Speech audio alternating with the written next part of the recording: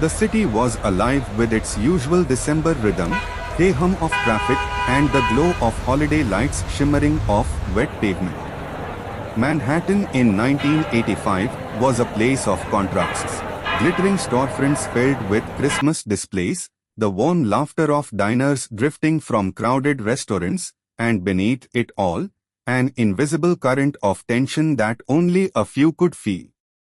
On this particular night, 16th December, the shadows of New York would play host to one of the most brazen moments in modern organized crime. A man who had once ruled like a quiet monarch would step out of his car, and within seconds, his reign would be ended not in a boardroom or a courtroom, but on the cold sidewalk in front of a steakhouse. Paul Castellano, known to his men as Big Paul, had spent his life carefully constructing an image of power that was different from the stereotypical gangster. Where others embraced the noise of the streets, Paul had built his throne on silence, influence, and control of business empires that reached far beyond the back rooms of smoky clubs. He lived not in a cramped apartment in Brooklyn, but in a mansion on Staten Island that resembled the home of a wealthy industrialist. He preferred tailored suits to leather jackets, long strategy sessions to loud outbursts, and financial schemes to reckless bloodshed. His men called him the white-collar Don because his brand of crime wore the mask of legitimacy. But tonight, none of that would matter. As his Cadillac pulled up in front of Sparks Steakhouse on East 46th Street, the air was biting cold, the kind that made every exhale drift like smoke into the night. Christmas lights twinkled in nearby shop windows, reflecting on the glossy surface of parked cars. Pedestrians hurried by, clutching shopping bags and coats tighter against the chill, unaware that they were walking straight into a scene that would shock the underworld.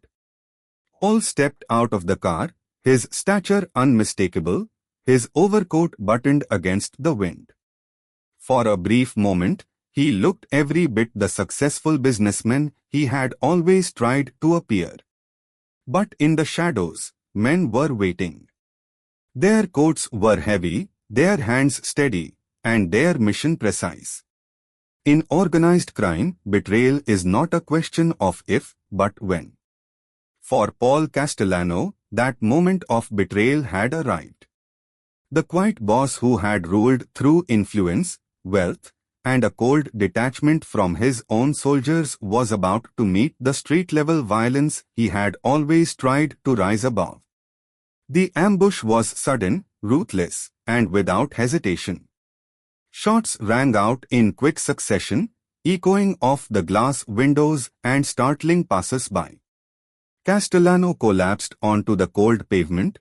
His reign ended not in negotiation or strategy, but in blood and asphalt. The scene itself became almost cinematic. Diners inside Sparks Steakhouse froze mid-bite as the gunfire shattered the night. Some ducked under tables, others peered cautiously through the windows, trying to make sense of the chaos unfolding outside. Cars screeched as drivers slowed to avoid the commotion. And in those fleeting seconds, the image of Paul Castellano as a distant, untouchable Don crumbled forever. He was no longer the commanding figure at the head of a long dining table in Staten Island, no longer the calculating boss who managed millions through unions and businesses. On that night, he became another headline, another reminder that in the Mafia, even kings fall hard. What makes the story of Paul Castellano so haunting is the irony. He had built his power not on the violence of the streets, but on the quiet manipulation of markets, unions, and industries. He wanted to elevate the Mafia into something more refined, something closer to corporate America than Baccali extortion. Yet, the very men who resented his distance, who despised his polished ways, would be the ones to pull him back into the gutter with the pull of a trigger. It was a fall that seemed almost destined, the culmination of years of tension between a boss who thought himself above the street and soldiers who believed he had forgotten what it meant to walk it. In the days and years that followed, his death would be remembered as one of the most audacious mafia hits in American history. It was not carried out in secrecy or silence, but boldly, in the open streets of Manhattan, in front of witnesses, cameras, and the city's watchful eyes. It marked a turning point, not only in the life of the Gambino crime family but in the way the world perceived organized crime itself. The carefully maintained illusion of order had been shattered, replaced by the brutal reality of ambition and betrayal. And yet, when we pause to picture that night, it is not the violence that lingers most strongly. It is the quiet details, the shimmering Christmas lights, the sound of footsteps on icy sidewalks, the clink of silverware inside a bustling steakhouse, and the sudden silence that follows the echo of gunfire. These details remind us that Paul Castellano's final chapter unfolded not in isolation, but in the heart of a city alive with its own rhythm, a city that carried on even as one of its most powerful figures lay dying on the pavement. This is where the story begins, not with the man he became, but with the man who fell. From this moment backward, we will unravel how a boy from Brooklyn rose to unimaginable heights, how he built an empire of money and control, how he isolated himself in a palace of comfort, and how betrayal found him in the most public of places. The journey of Paul Castellano is one of contradictions, power and fragility, wealth and paranoia, ambition and downfall. It is a story that reveals not only the hidden world of organized crime but also the fragile line between control and chaos. As you let these images drift through your mind, the city at night, the quiet hum of life interrupted by the sharp crack of betrayal, remember that every rise carries within it the seeds of its fall. Paul Castellano's life and death remind us that even those who seem untouchable are never beyond reach. And so, we begin our story calmly, slowly, and in detail, with the final night of the white-collar dawn, a man who sought to redefine the mafia but whose end returned him, brutally, to the street. The story of Paul Castellano cannot be understood without first traveling back in time, away from the glittering lights of Midtown Manhattan and away from the marble staircases of his Staten Island mansion. To grasp the shape of his destiny, we must return to the narrow streets of Brooklyn in the early 20th century, to the neighborhoods where immigrant families carved out lives of survival and ambition.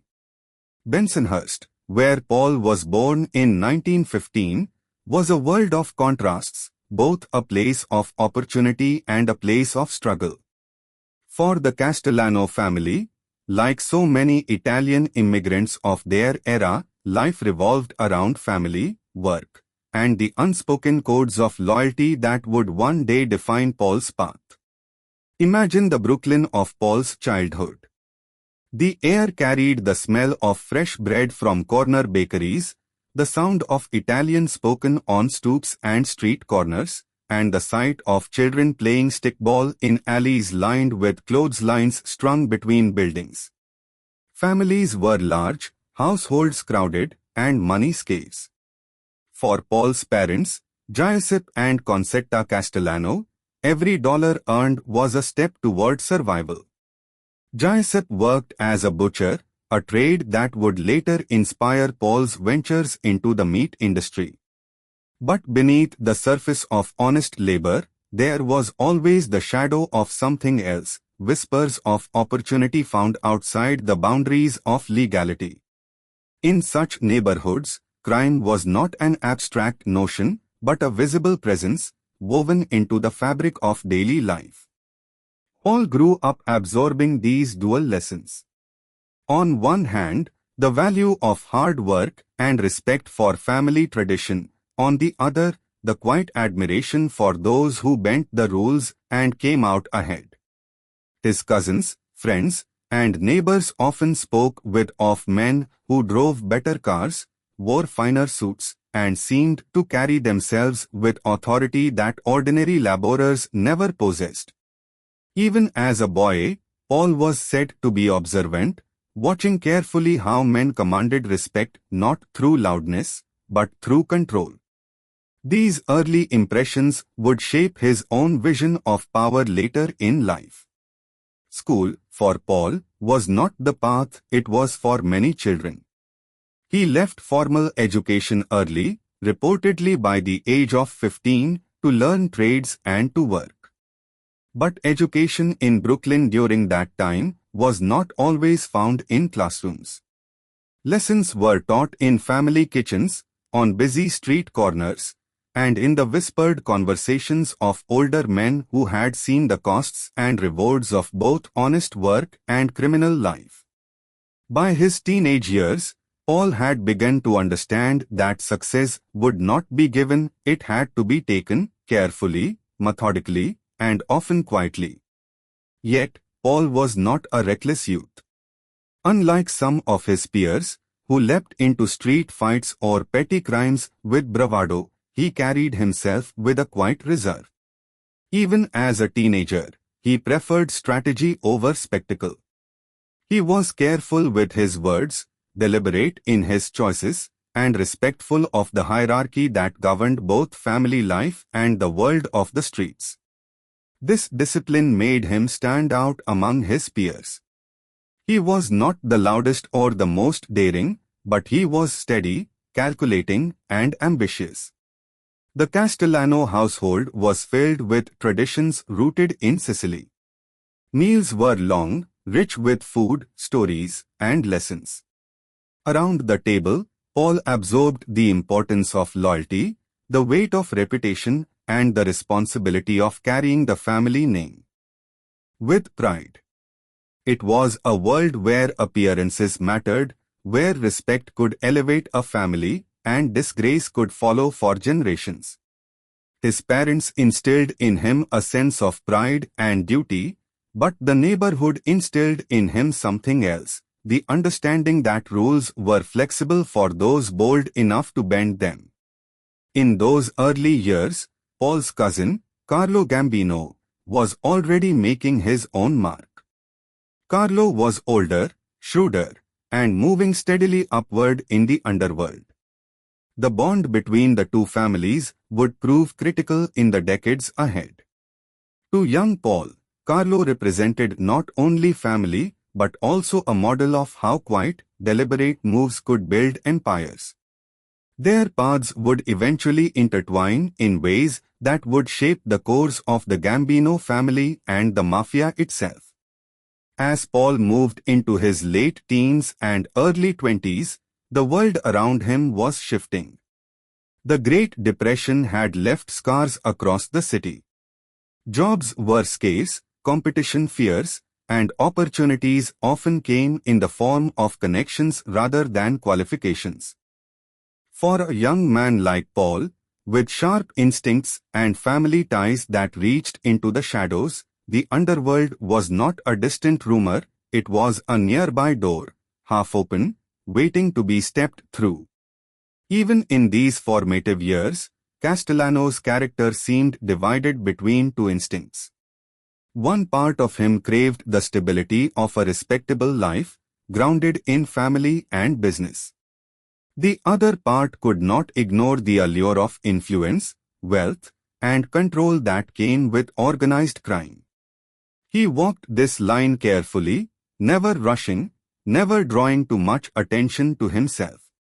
Unlike some who sought fast riches through reckless schemes, Paul seemed to understand that real power required patience.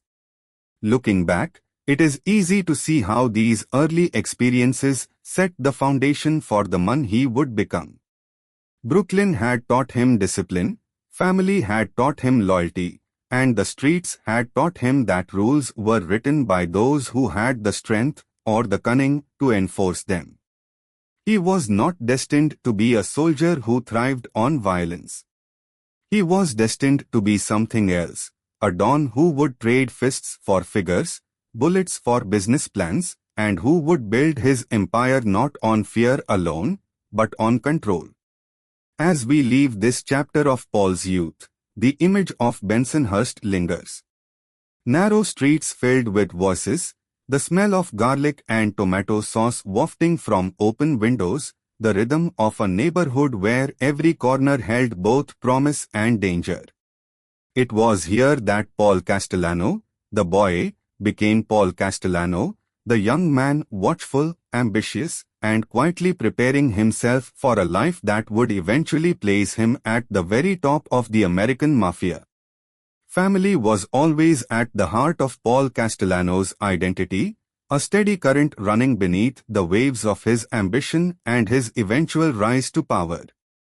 To understand the man known as Big Paul, one must step into the rhythms of his household and the tightly woven fabric of kinship that surrounded him. His life was not simply built on the rules of the Mafia but also on the rituals of blood, marriage, and loyalty that defined Italian-American family life in mid-20th century Brooklyn and Staten Island. These ties gave him both strength and vulnerability, roots that kept him grounded but also threads that would one day tangle in ways even he could not control. Paul married Nina Munno in 1937, a union that reflected both tradition and personal devotion. Together, they built a large family, 3 sons and 5 daughters, and for all the business he conducted in the shadows, Paul projected himself above all as a husband and father. In the Castellano household, dinner was not just a meal but a ceremony. Long wooden tables were filled with pasta, bread, and meat dishes that honored their Sicilian heritage. Children's voices mixed with the conversations of uncles, cousins, and friends. At the head of it all, Paul sat like a patriarch, commanding quiet respect. For him, family life was not a distraction from his role in the Gambino organization, it was part of the same ecosystem. The strength of his household mirrored the strength of his empire. The bond between Paul and Nina was complex. She was known for her devotion to the family, for her patience in the face of Paul's long absences and his increasing involvement in criminal enterprises. She managed the domestic sphere with quiet authority, ensuring the children were cared for and traditions upheld. To the outside world, Nina embodied the respectability that Paul tried so carefully to project. Yet beneath the surface, cracks existed. Paul was a man of contradictions, devoted to his family, yet often absent, committed to presenting himself as a moral leader, yet entangled in betrayals and affairs. Over time, those contradictions would strain the harmony he worked so hard to maintain. Extended family formed a second circle of influence in Paul's life. Cousins, in-laws, and distant relatives often became part of his business operations, whether in legitimate ventures or underworld dealings.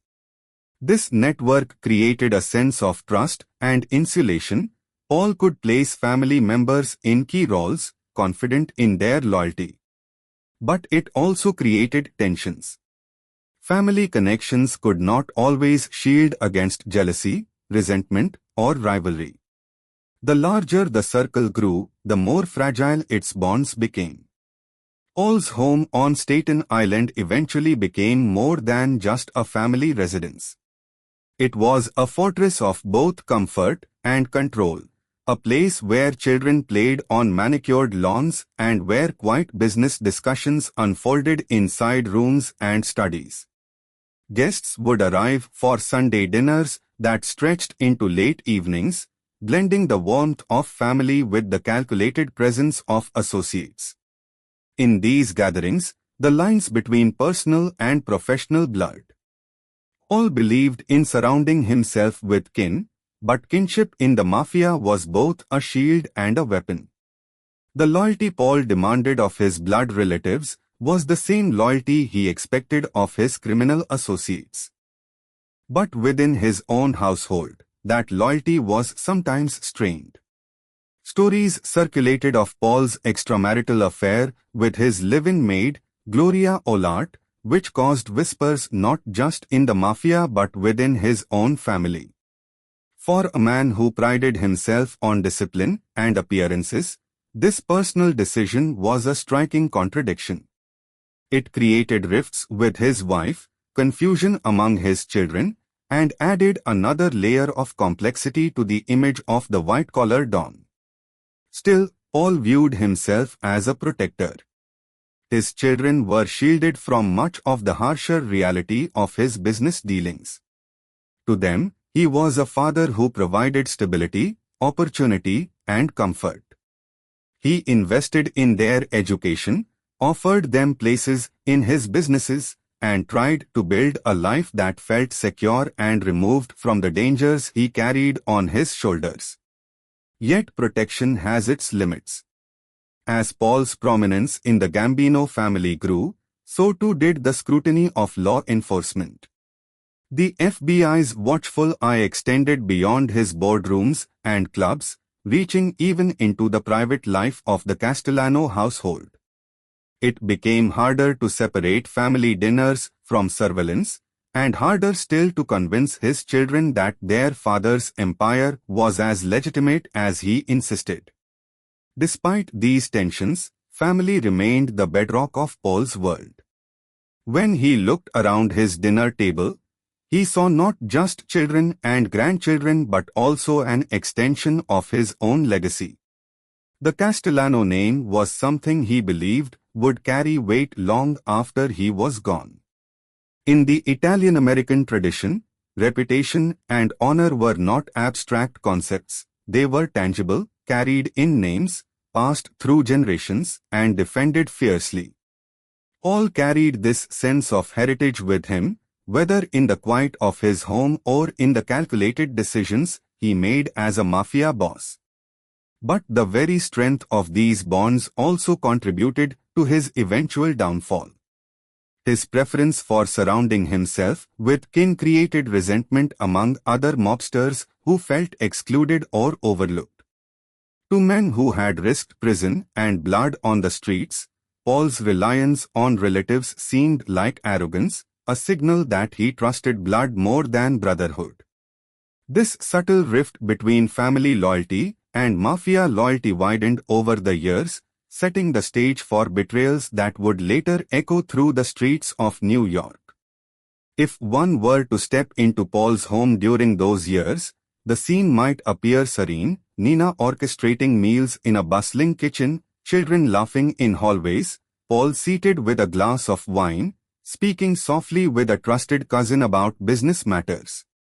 The walls were lined with family photographs, the air filled with the scent of home-cooked meals, the atmosphere rich with tradition. Yet in the quiet moments after the dishes were cleared, when the guests had left and the night settled in, Paul would sit alone, carrying the weight of two families, one of blood, the other of crime, both demanding his loyalty, both shaping his fate. Family gave Paul Castellano his identity, his security, and his vision of himself as something more than a gangster. But it also created the contradictions that defined his life: loyalty and betrayal, love and distance, stability and unrest. In the years ahead, those contradictions would grow sharper, pulling him further into a world where personal bonds and criminal obligations were impossible to separate. And so, even as his family flourished within the walls of his Staten Island mansion, the seeds of conflict and division were quietly taking root. When Paul Castellano began to step beyond the confines of his Brooklyn upbringing, the underworld was already alive with opportunity. Prohibition had ended, but organized crime was thriving, evolving from street-level gangs into tightly structured families that operated like corporations. For a young man like Paul, ambitious, observant, and connected through blood, the underworld was less a question of if and more a question of when.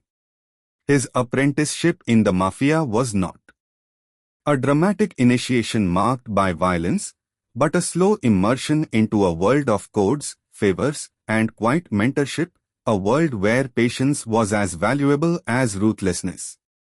At the heart of Paul's early education in organized crime was his cousin, Carlo Gambino.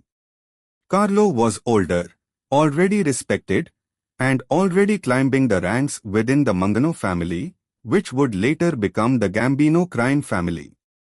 Carlo was not the type to boast or draw attention to himself. Instead, he ruled with subtlety, carefully making alliances, staying out of the headlines, and building his power brick by brick. For Paul, Carlo was more than family. He was a living example of how quiet strategy could carve out a throne in the underworld. While others relied on muscle and showmanship, Carlo relied on patience, discretion, and an understanding that real power moved in silence. Paul absorbed these lessons quickly. He had no desire to be a thug on the street corner or a soldier bragging about his exploits. Instead, he envisioned himself in the mold of men like Carlo, calm, calculated, and removed from the dirtier aspects of the business. His apprenticeship began with small tasks, often tied to the trades he already knew. The butchering business provided opportunities in the food industry, and Paul began to see how legitimate trades could be blended with underworld influence. Meat distribution, food supply, and trucking industries that seemed ordinary on the surface were fertile grounds for racketeering, price manipulation, and quiet extortion. These early experiences planted the seeds of what would later become Paul's empire. Still, the Mafia was not a world one entered without proving oneself. Paul had to demonstrate loyalty, reliability, and a willingness to place the family above personal ambition. In his early years, he kept close to Carlo, learning not only the mechanics of rackets but also the subtler art of survival. He watched how meetings were conducted in hushed tones, how disputes were resolved not by shouting but by a measured word from the right man at the right time. He learned the importance of patience, of waiting for the right moment to act rather than grasping at power too quickly. In many ways, this made him an odd figure among younger men of his generation, who often pursued recognition through violence. Paul's restraint marked him as different, and it would define his leadership style decades later. During this time, Paul also came under the influence of men like Albert Anastasia and Vincent Mangano, larger-than-life figures whose reputations carried fear. Though Paul never aspired to emulate their bloodier methods, he understood the necessity of violence in maintaining control. He witnessed how the mere threat of force, when backed by the reputation of the Mafia, could bend businesses and unions into compliance. He did not crave the bloodshed, but he recognized its place in the hierarchy of power. His preference, however, was always to stand one step removed, using violence as a tool rather than an identity. The culture of apprenticeship in the Mafia was not formalized but lived. Young men learned by watching, by being present, by listening when elders spoke and staying silent otherwise. Paul embodied this approach. He was not the loudest voice in a room, but when he did speak, it was deliberate and measured. Older bosses noticed this. His willingness to learn, his deference to authority, and his natural business acumen marked him as a man with potential for something greater than the role of a soldier. As the years passed, Paul became more deeply embedded in the organization's financial operations. While others chased control of gambling dens or extortion rackets in bars, Paul found his niche in unions, construction, and food distribution. He began to cultivate relationships with businessmen, contractors, and union leaders, learning how to leverage influence without ever needing to break a window or fire a shot. This was the essence of his white-collar approach, to turn the mafia from a gang into something resembling a corporation, one that could generate steady streams of wealth while avoiding unnecessary attention from the police. But even as he carved this path, Paul faced skepticism.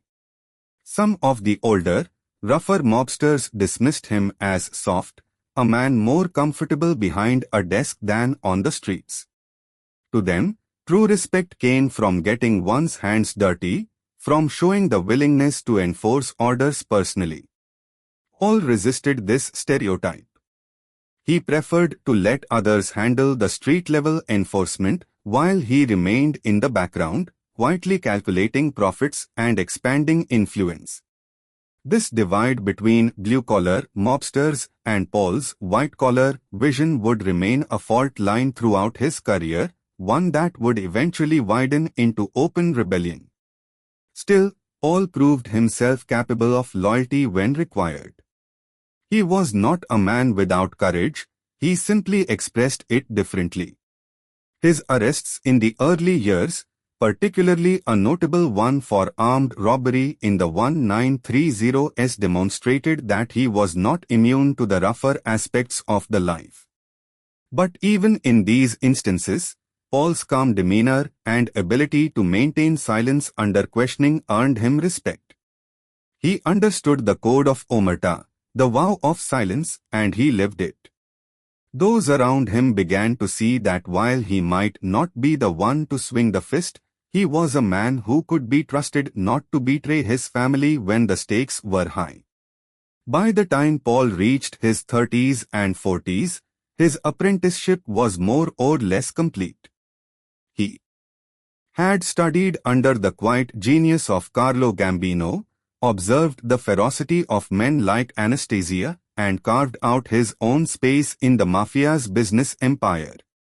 He was no longer merely a cousin of a rising boss. He was a figure in his own right, respected for his discipline, his intelligence, and his ability to navigate both the criminal and the legitimate worlds. In the evenings, as he returned home to his growing family, Paul embodied the duality that would define his life. To his children, he was a provider, a father seated at the head of the dinner table. To his associates, he was a student of the Mafia's evolving structure, a man being quietly groomed for larger responsibilities. And to himself, he was something in between, a man aware that his ambitions reached further than the streets of Brooklyn, yet also conscious of the dangers that came with stepping too far ahead. Looking back on these years, one can see the shape of Paul Castellano's destiny forming. He was never destined to be a soldier's soldier or a street enforcer. His apprenticeship taught him something else entirely, that the future of organized crime lay not in petty rackets but in the control of industries, unions, and legitimate businesses. It was a vision that set him apart early on, a vision that would one day elevate him to the head of the most powerful mafia family in America and also isolate him fatally from the men who still lived and died by the streets. Paul Castellano's rise within the Gambino family was not a meteoric leap but a steady climb built on patience, strategy, and the quiet guidance of his cousin Carlo. By the late 1940s and early 1950s, New York was buzzing with industry, its docks and warehouse overflowing with goods, its construction sites reaching for the sky. To most people, these were signs of prosperity. To Paul, they were opportunities. Every crate unloaded, every truck rolling through the boroughs, every slab of concrete poured into a foundation represented a chance for influence. Paul had always believed that real wealth and real power were not found in backalley card games or smoky speakeasies. They were in the industries that touched everyone's life. And so, While many mobsters were still caught up in gambling parlors or extortion rackets, Paul began to weave himself into the economic fabric of New York. His focus sharpened on three areas that would become the foundation of his empire: meat distribution, trucking, and construction. The meat industry was a natural starting point. Having grown up in a butcher's household, Paul understood not just the product but the system that delivered it to restaurants, supermarkets, and family dinner tables. By inserting himself into distribution channels, he could manipulate prices, control supply, and ensure loyalty from businesses that depended on his deliveries. Those who cooperated found themselves with steady access and favorable deals. Those who resisted soon realized that bad luck seemed to follow their shipments: spoiled goods, missed deliveries, or sudden shortages that drove customers elsewhere. It was not loud or flashy extortion. It was quiet, efficient, and devastatingly effective. The trucking industry soon followed. New York's economy depended on trucks to move goods in and out of the city, and unions represented the heartbeat of that flow. Castellano recognized that whoever influenced the unions could influence the entire network. Through carefully cultivated relationships with labor leaders, he positioned himself as a silent power broker. Strikes could be avoided or encouraged. Companies willing to pay would find their goods moving smoothly. Those unwilling would face endless delays, workers suddenly unavailable, and contracts that slipped through their fingers. Once again, Paul demonstrated that muscle did not have to come from fists or guns; it could come from paperwork, signatures, and the quiet control of men in suits who never raised their voices. Construction, too, became a cornerstone of Paul's reach. In post-war New York, the skyline was transforming, with skyscrapers, highways, and housing developments rising in every borough. The Gambino family, under Carlo's careful hand, had already been exploring construction rackets. Paul, however, brought his own touch. By linking his influence in unions with contractors and suppliers, he created a system where nearly every building project, large or small, carried the invisible fingerprints of Mafia control. Cement contracts, trucking routes, delivery schedules, all could be manipulated for profit. For the average worker or foreman, it was business as usual. For Paul, it was a steady river of income flowing into his accounts. What made Castellano different from so many of his peers was the way he distanced himself from the dirtier aspects of this control. He was rarely the man shouting threats in a union hall or leaning on a reluctant contractor. Instead, he cultivated an image of respectability. He preferred tailored suits, fine dining, and a presence that suggested business executive more than mobster. Even in conversations with associates, he leaned toward calm discussions rather than violent displays. In this sense, he mirrored Carlo Gambino's philosophy that real power did not require spectacle. In fact, spectacle was dangerous. The men who sought the spotlight often attracted the attention of law enforcement. The men who worked quietly behind the scenes, however, could build empires. By the early 1960s, Paul Castellano had earned a reputation as a man of influence within the Gambino family. Though not yet at the top, his financial contributions made him indispensable. Carlo Gambino, ever the strategist, recognized in Paul a protege who could carry forward the family's focus on business and longevity. Where others pushed for more control of gambling or loan sharking, Paul argued for deeper investments in industries that seemed legitimate to outsiders. It was a strategy that not only brought money but also lent a certain protection. After all, Who would suspect that the well-dressed man talking about trucking contracts was orchestrating one of the largest organized crime syndicates in the country?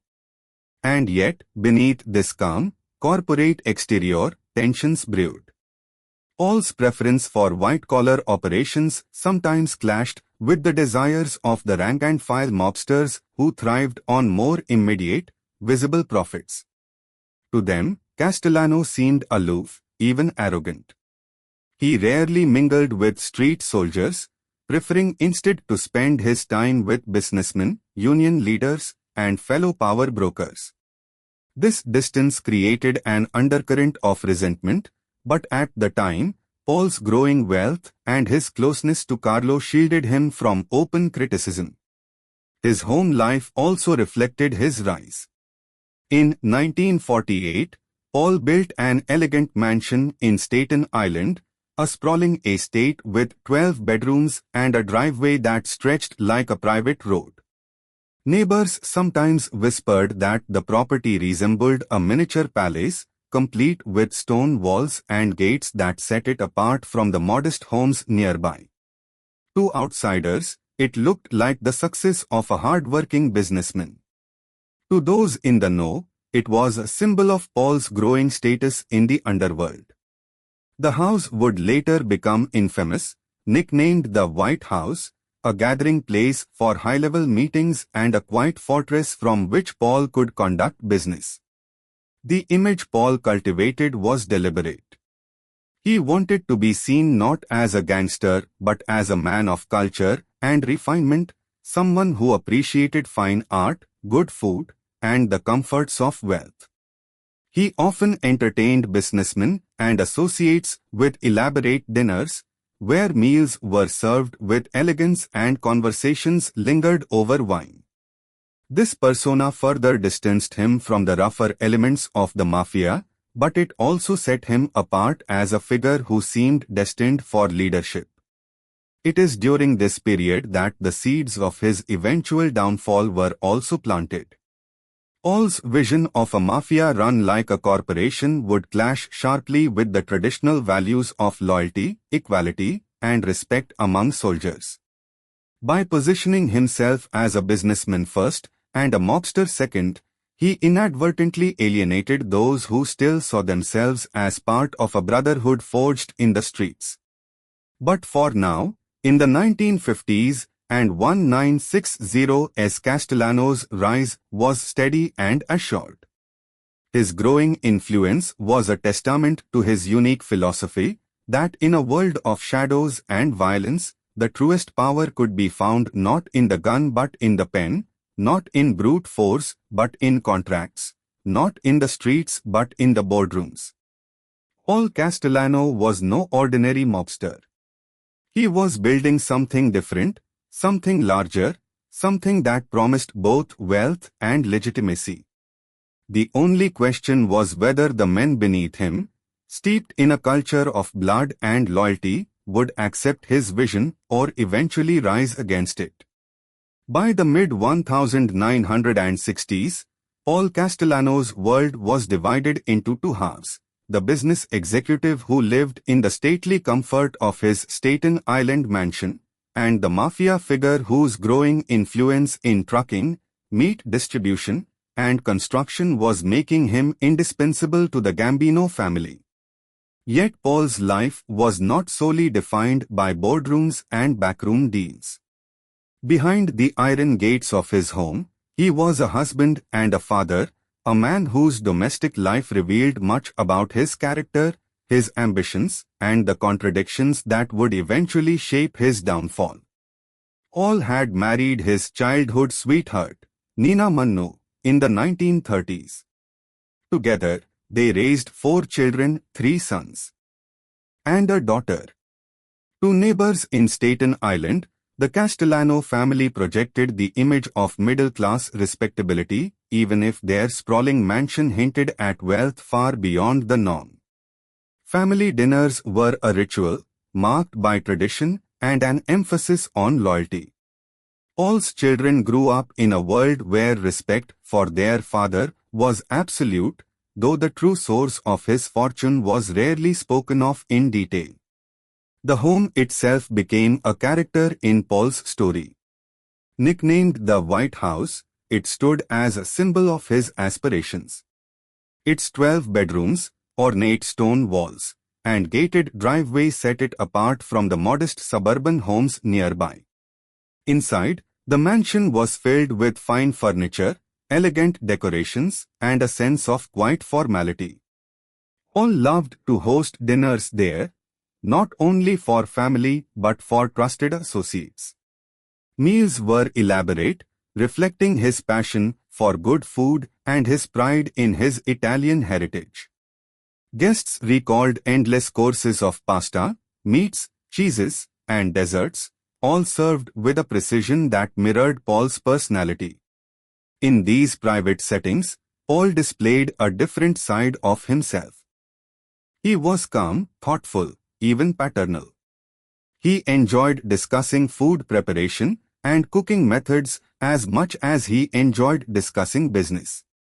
Those who dined at his table often noted how seriously he took the art of cuisine. To Paul, food was not just sustenance, it was culture, family, and power all combined. His reputation as a connoisseur of fine meals became part of his identity, earning him a level of refinement that contrasted sharply with the image of the stereotypical street gangster. But beneath the warmth of family dinners and the grandeur of the White House, cracks began to show. Paul's relationships with his children were complicated. He was demanding, sometimes distant, and often consumed by business matters. His sons, in particular, felt the weight of his expectations. He envisioned them not as independent individuals, but as heirs to his empire, whether legitimate or otherwise. This tension would later play a role in how his family struggled after his death. More troubling was Paul's personal life outside of marriage. While Nina remained his wife and the mother of his children, Paul carried on a highly publicized extramarital affair with his Colombian maid, Gloria Ollart. The relationship became one of the most visible stains on his reputation, especially within a culture that placed strong emphasis on family honor and appearances. For Nina, it was a public humiliation, endured quietly but painfully.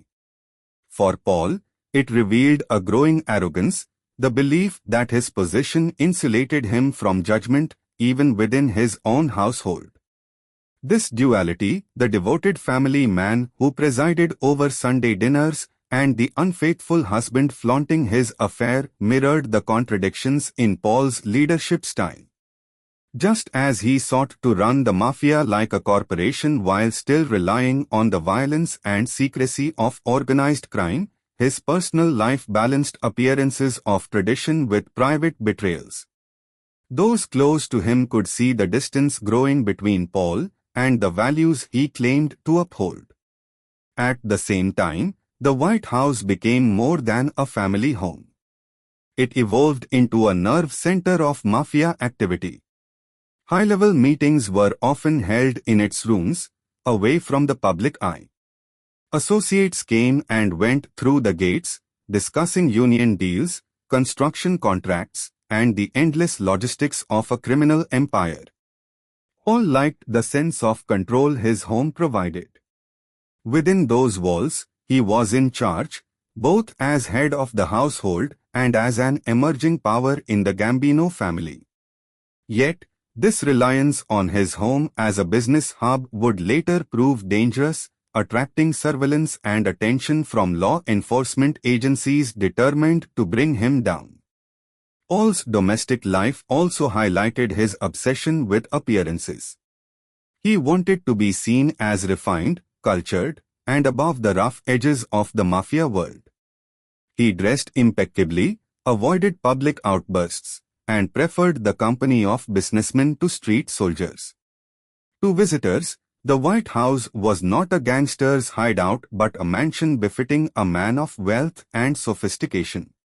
And in many ways, Paul believed this image protected him, that by looking the part of a successful entrepreneur, he could shield himself from scrutiny. But appearances could only go so far. Within the Gambino family, Paul's distance from the street-level soldiers bred resentment. Many saw him as detached, living in luxury while they risked their lives enforcing the family's will. His focus on white-collar rackets, while profitable, left some of the rank-and-file feeling excluded from the spoils. The White House, with its gates and grandeur, came to symbolize not just Paul's success but also his separation from the men he was meant to lead. Still, during these years, Castellano appeared untouchable. His family was secure, his business empire was expanding, and his influence within the Mafia continued to grow under Carlo Gambino's watchful eye. In many ways, he had everything a man could want: wealth, power, respect, and the comforts of home.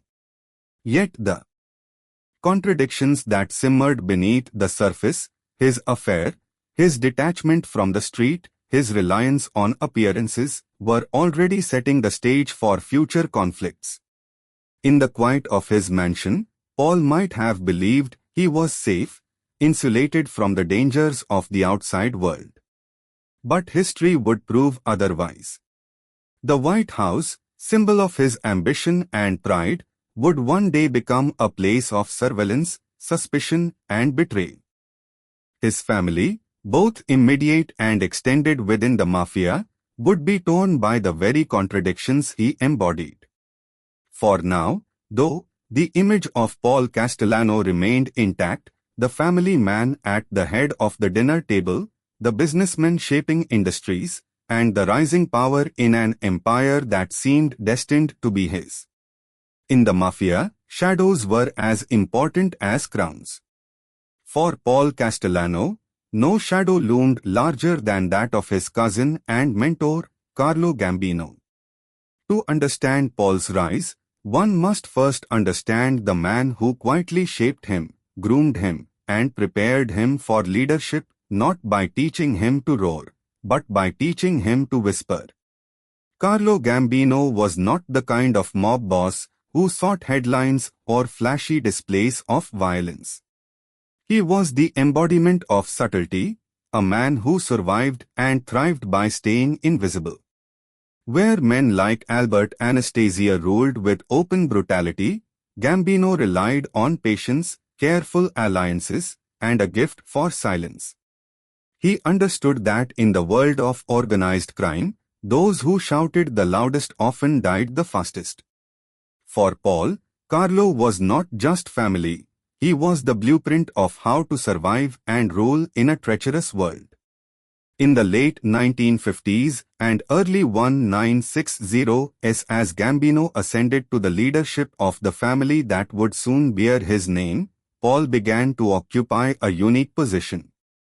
He was not merely a soldier or a capo, he was the trusted cousin of the boss, a man invited into private conversations where strategy mattered more than street muscle.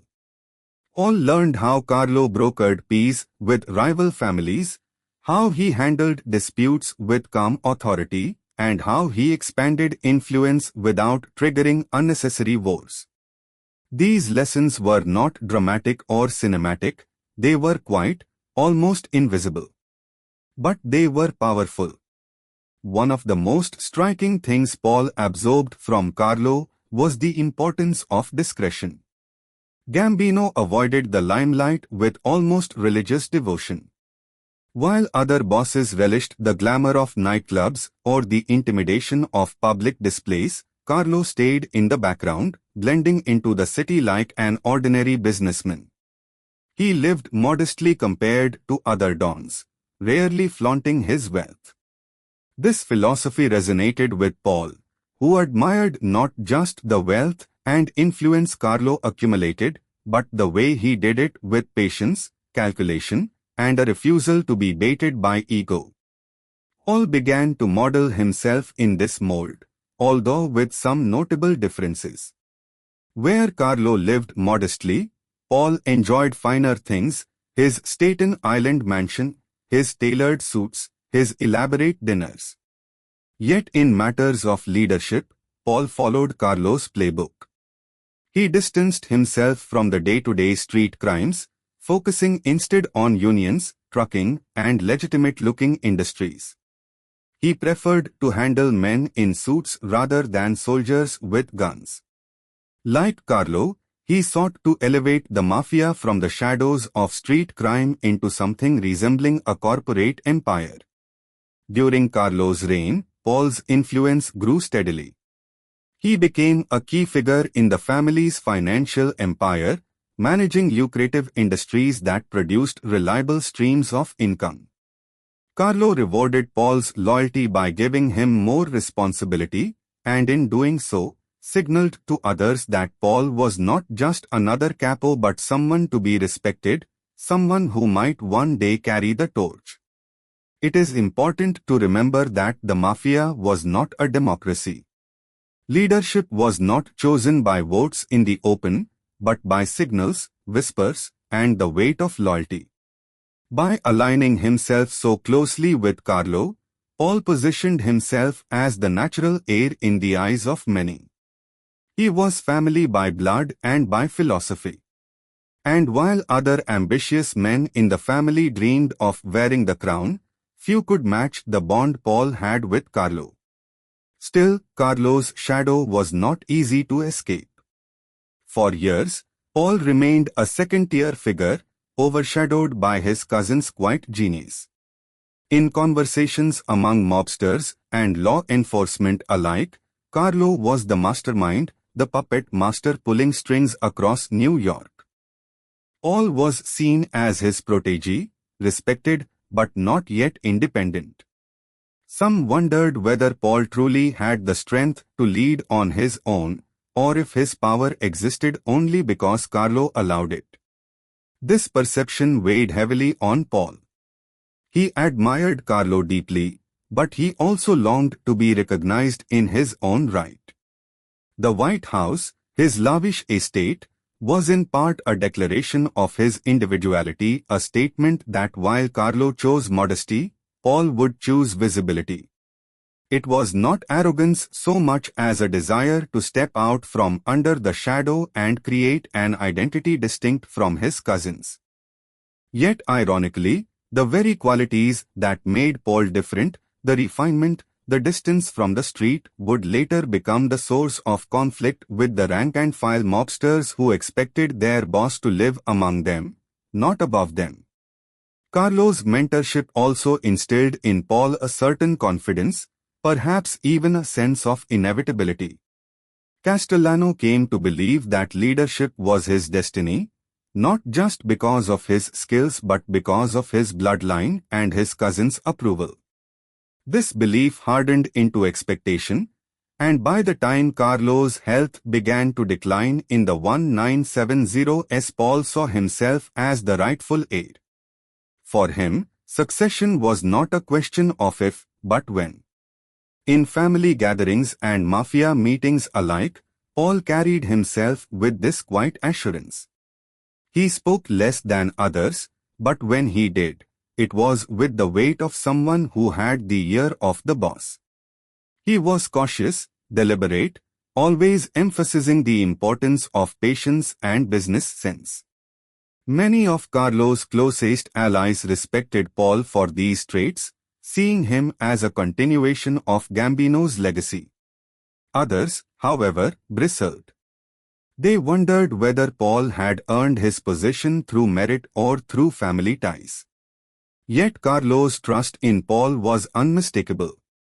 In the hierarchy of the Gambino family, where betrayal was common and ambition could be deadly, Paul remained untouchable as long as Carlo lived. He was shielded by the loyalty and authority of the Don himself. For Paul, this was both a blessing and a curse. The protection gave him space to build his empire and refine his leadership style, but it also created resentment among men who believed he had risen too easily, too comfortably, under Carlo's wing. As the years passed, and Carlo's health began to falter, The question of succession loomed ever larger. Everyone knew the day would come when Gambino's quiet reign would end. And everyone knew that Paul Castellano, the cousin who had lived in his shadow, was waiting patiently for his turn. But what they could not know then was how deeply that shadow would linger, and how Paul's attempt to step out from beneath it would ignite conflicts that would one day lead to his violent fall. For now, however, Paul remained the loyal protégé, the quiet businessman in Carlo's orbit, the man many saw as the future of the family.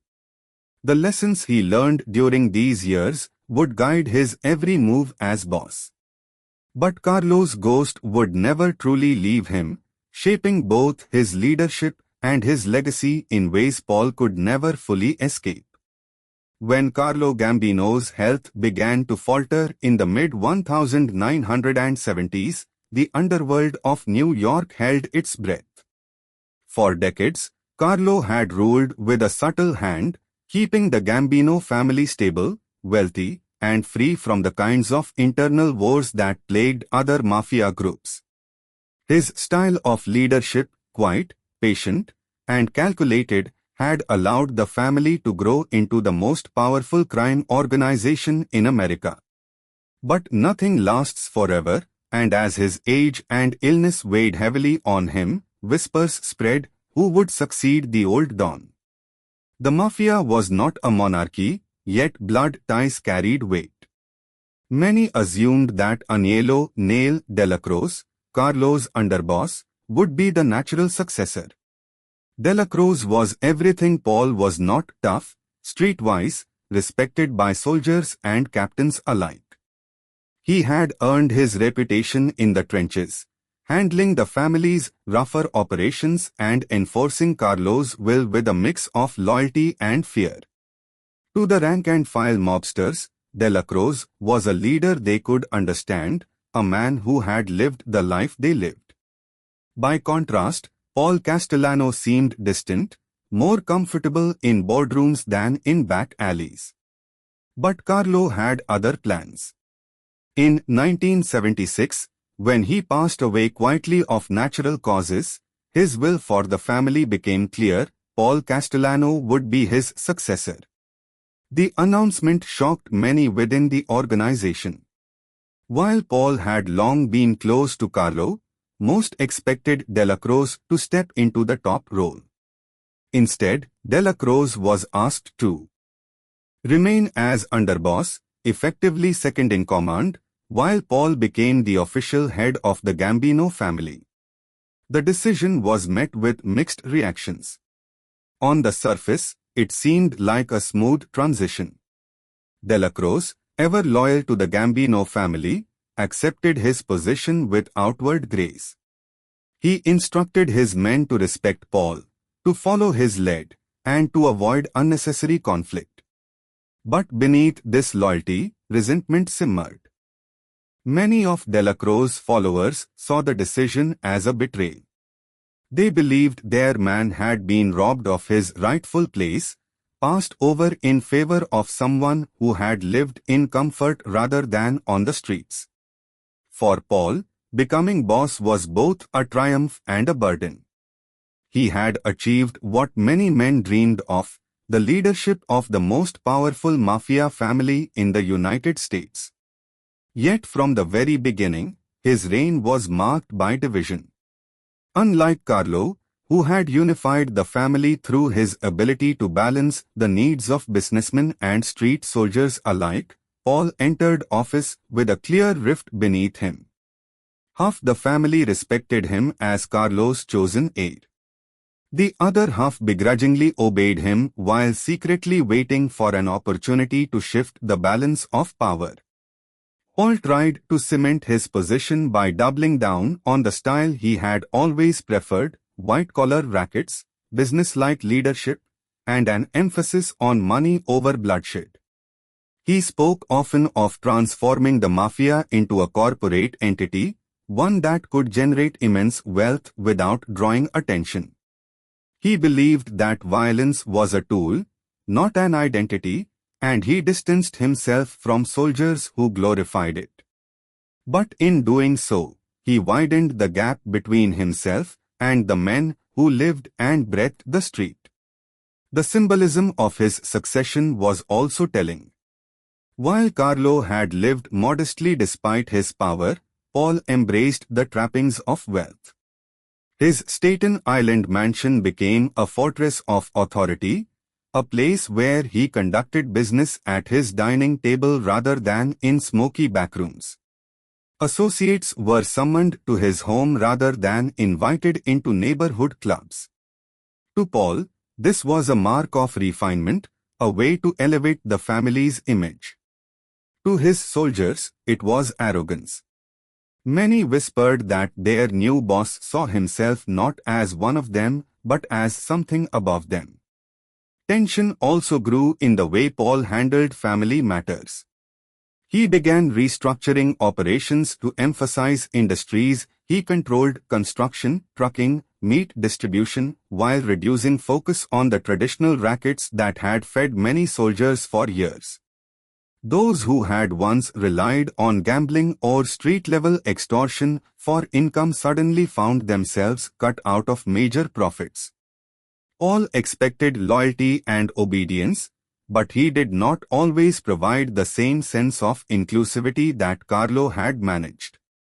His leadership style was efficient, but it lacked the warmth that bound men to their boss through respect and fear in equal measure. Still, Paul's position was secure in the short term. The Commission, the governing body of organized crime families, recognized his succession. His blood tie to Carlo gave him legitimacy, and his alliance with Delacroix, at least on the surface, kept the family from fracturing into open war. For several years, Paul ruled from his Staten Island fortress with confidence, believing that his vision for a corporate mafia would carry the family into a new era. But the cracks were already there. The rank-and-file soldiers who followed Delacroix never fully accepted Paul. They respected Neil's command to remain loyal, but they held their anger close. To them, Paul was an outsider in his own family, a man who had risen not through hardship but through connections. They obeyed him because they had to, not because they wanted to. The resentment deepened as Paul's reign continued. His preference for wealth and refinement, his affair with his maid, and his distance from the street only fed the perception that he was not a true mob boss but a businessman playing at being one. Behind closed doors, whispers grew louder. Some asked, how long could a man who lived in luxury, who dined on fine meals and spent his days in suits, truly lead men who risked their lives in alleyways and basements? Paul's succession, then, was both the height of his career and the beginning of his decline. For a moment, he stood at the pinnacle of the underworld, the chosen heir of Carlo Gambino, the head of America's most powerful mafia family. But from the very moment he took the throne, his crown sat uneasy. Unlike Carlo, who united men through quiet respect, Paul inherited a divided family. And in the mafia, division was as dangerous as betrayal. As he settled into his role as boss, Paul may have believed he could hold the family together with wealth, discipline, and the promise of a more refined future. What he could not see, or perhaps refused to see, was that half of his family never truly accepted him. And that resentment, patient and simmering, would one day erupt in ways he could not control. When Paul Castellano settled into his role as boss of the Gambino crime family, he was determined to distinguish himself from his predecessors.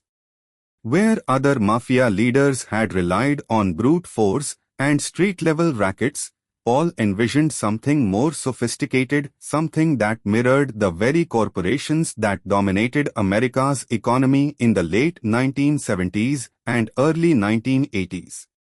He didn't want the Gambino family to be seen as thugs in smoky bars or men skulking in alleyways. He wanted them to appear as businessmen in tailored suits, commanding industries with authority and precision.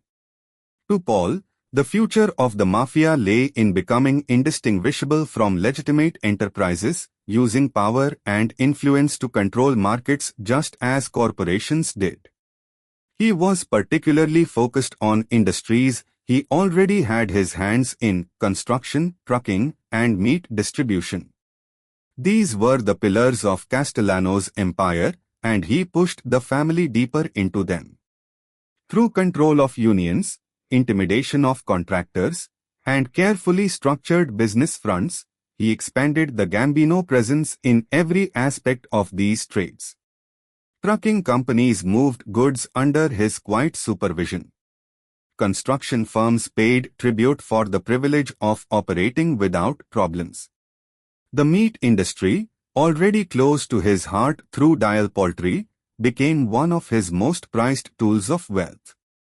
To Paul, this wasn't just crime, it was strategy, a way to turn the mob into a machine that could generate vast sums of money with relatively little exposure to law enforcement. Paul often remarked that violence was bad for business. Shootings drew headlines, investigations, and unwanted pressure from police and federal agencies.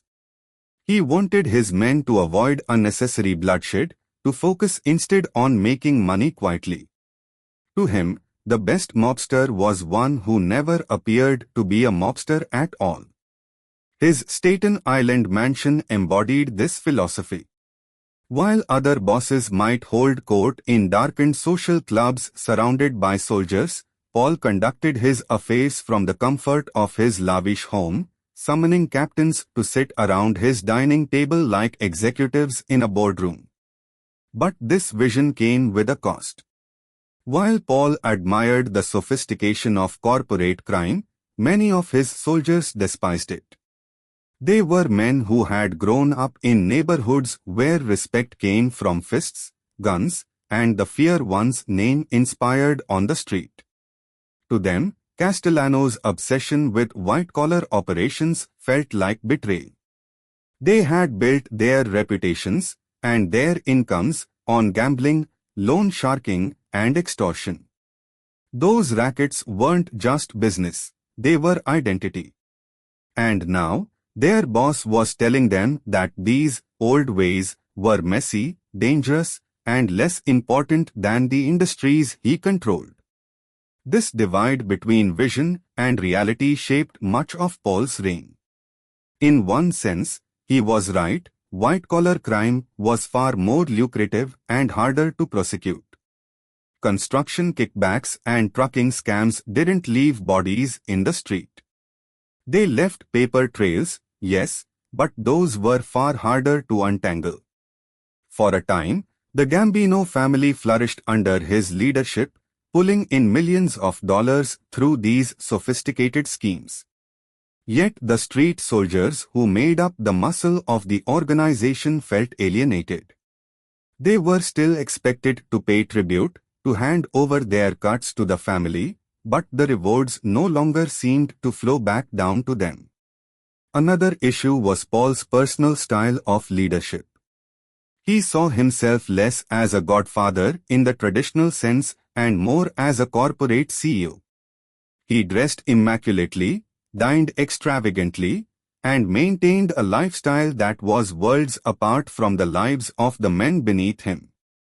His home, nicknamed the White House by mobsters, became a symbol of this separation. Soldiers joked that going there was like visiting royalty, and in a way, it was. Castellano's arrogance, his insistence on being treated with deference, fueled the perception that he saw himself as above his men rather than among them. But perhaps the most damaging decision Paul made in pursuit of his corporate vision was his rigid demand for loyalty and obedience. He insisted that every major deal pass through him, that no captain or soldier could undertake significant operations without his approval. This level of control may have made sense in a business context, but in the mafia, it bred resentment. Men who had once enjoyed autonomy now felt suffocated, their ambitions stifled by a boss who insisted on micromanaging every profit stream. The soldiers saw it as greed. Paul wanted too much of the pie for himself. Still, Paul pressed forward. He believed that he was reshaping the mafia into something that could endure beyond the old ways.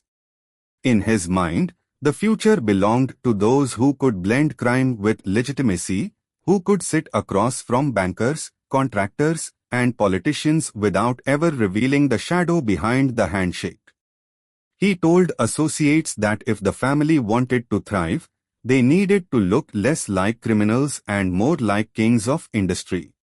Yet even as he dreamed of a corporate empire, Paul underestimated the power of perception. In the mafia, respect was currency, and many of his soldiers felt he had squandered it. To them, his polished shoes and tailored suits did not inspire loyalty, they inspired envy and anger. The further Paul elevated himself above them, the less they saw him as a leader and the more they saw him as an obstacle. The irony was clear. In trying to modernize the mafia, Paul was laying the foundation for his own downfall. His vision was sound on paper, but it clashed with the very culture that sustained the organization.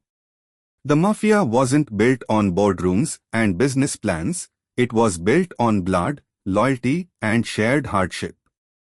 By steering the family toward a world of corporate crime, Paul inadvertently alienated the men who carried guns in the night, the men who enforced the rules, and the men who ultimately decided whether a boss lived or died.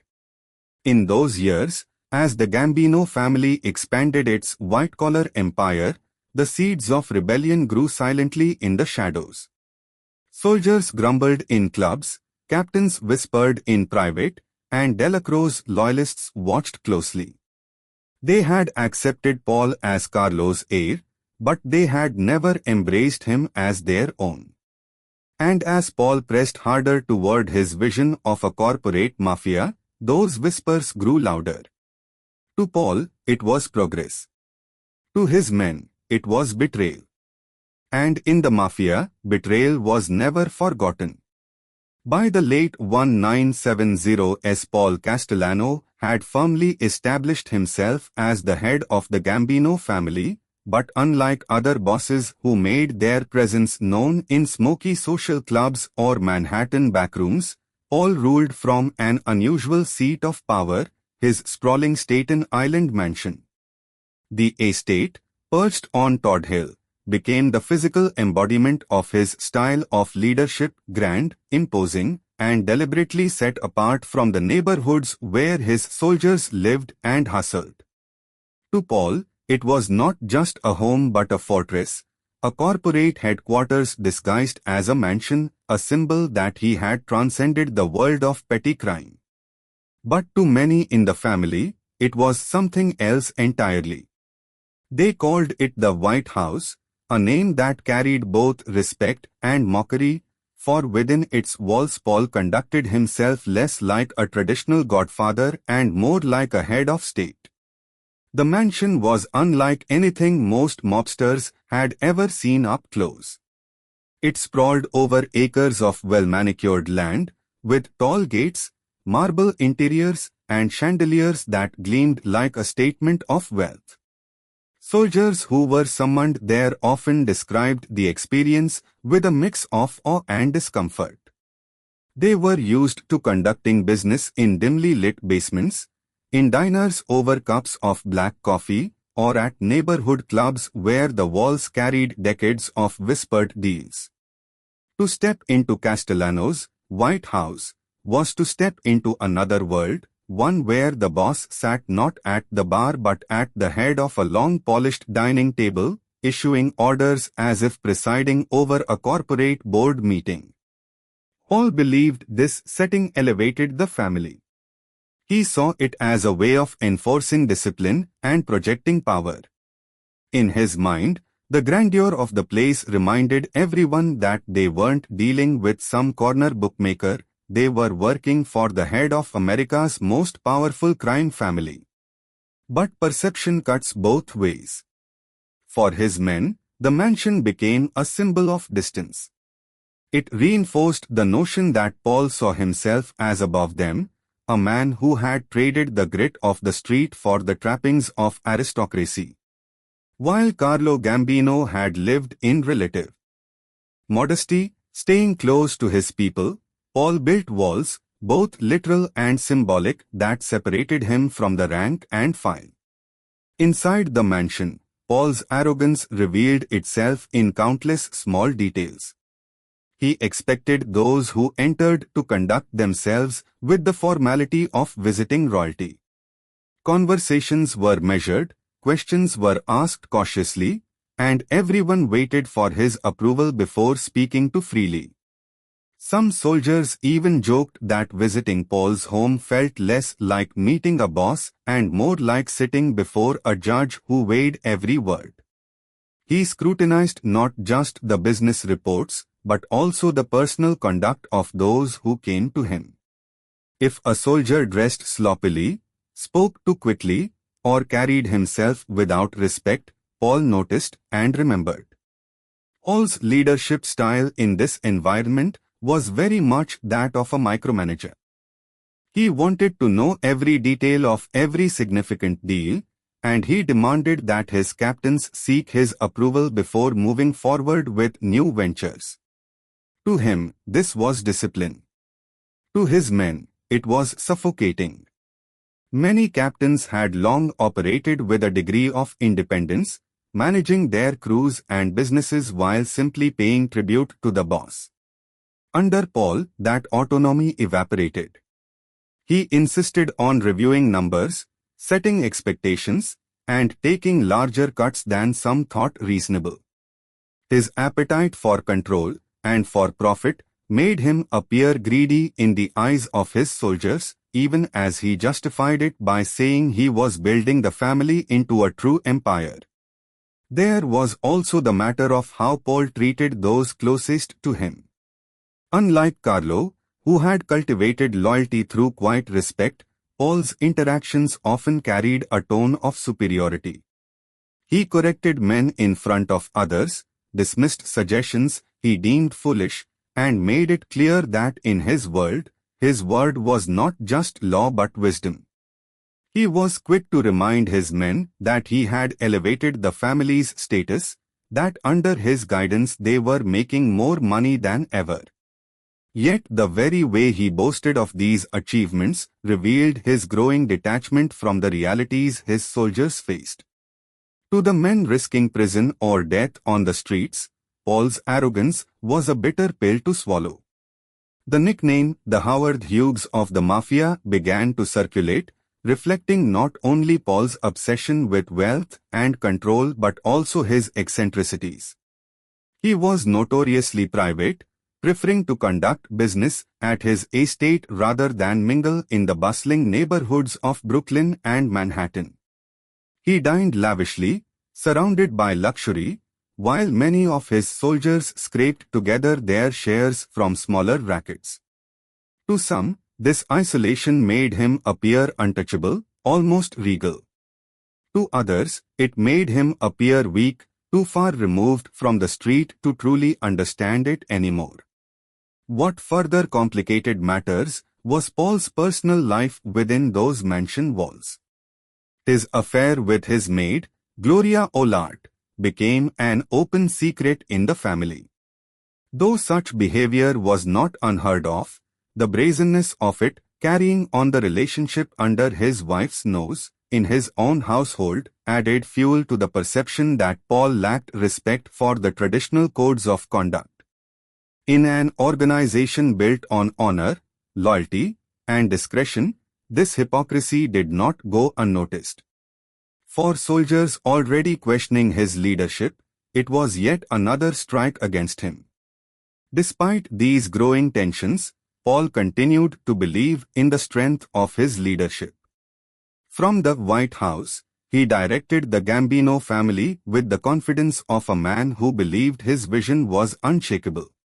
He saw the complaints as little more than grumbling, the natural resistance of men who didn't understand the sophistication of his methods. But outside the walls of his mansion, resentment was fermenting. Soldiers who once grumbled quietly now whispered with sharper edges. Captains who once obeyed reluctantly began to think of alternatives. And rivals, both inside and outside the family, began to wonder if Castellano's arrogance was creating opportunities for change. The irony was that Paul's fortress, built to symbolize power, became the clearest sign of his detachment. The very house meant to project control instead exposed the distance between him and his men. It was a palace, yes, but also a cage, one that kept him isolated from the pulse of the streets and blind to the danger building beneath him. In those polished dining rooms and chandelier-lit halls, Castellano believed he was running the family like a corporation. But to the soldiers who shuffled in and out, bowing their heads before his judgments, it felt less like business and more like tyranny. And in the Mafia, tyranny rarely lasted long. When Paul Castellano took over the Gambino family, one of the first things he made clear was his stance on violence and drugs. In his eyes, these were reckless tools that brought nothing but heat from law enforcement. Violence, he believed, should be reserved for necessity, not indulgence. Drugs, meanwhile, were something far worse. All despised narcotics. He considered them beneath the image of the corporate mafia he was trying to build, a dirty trade that made fast money but carried catastrophic risks. To him, drugs were the downfall of organized crime, the very thing that would destroy the mafia from within. All wasn't entirely wrong in this assessment. By the late 1970s, and into the 1980s, the drug trade had become one of the most profitable and dangerous rackets in America. The rise of heroin in New York City had transformed neighborhoods and fortunes alike. Whole crews could make millions in weeks, but the bodies piled up, and the police cracked down with increasing ferocity. Federal agencies devoted enormous resources to dismantling drug rings, and the sentences handed down for trafficking were far harsher than those for gambling or extortion. To Paul, allowing his family to openly deal in narcotics was like painting a target on their backs. From his Staten Island mansion, he issued strict decrees.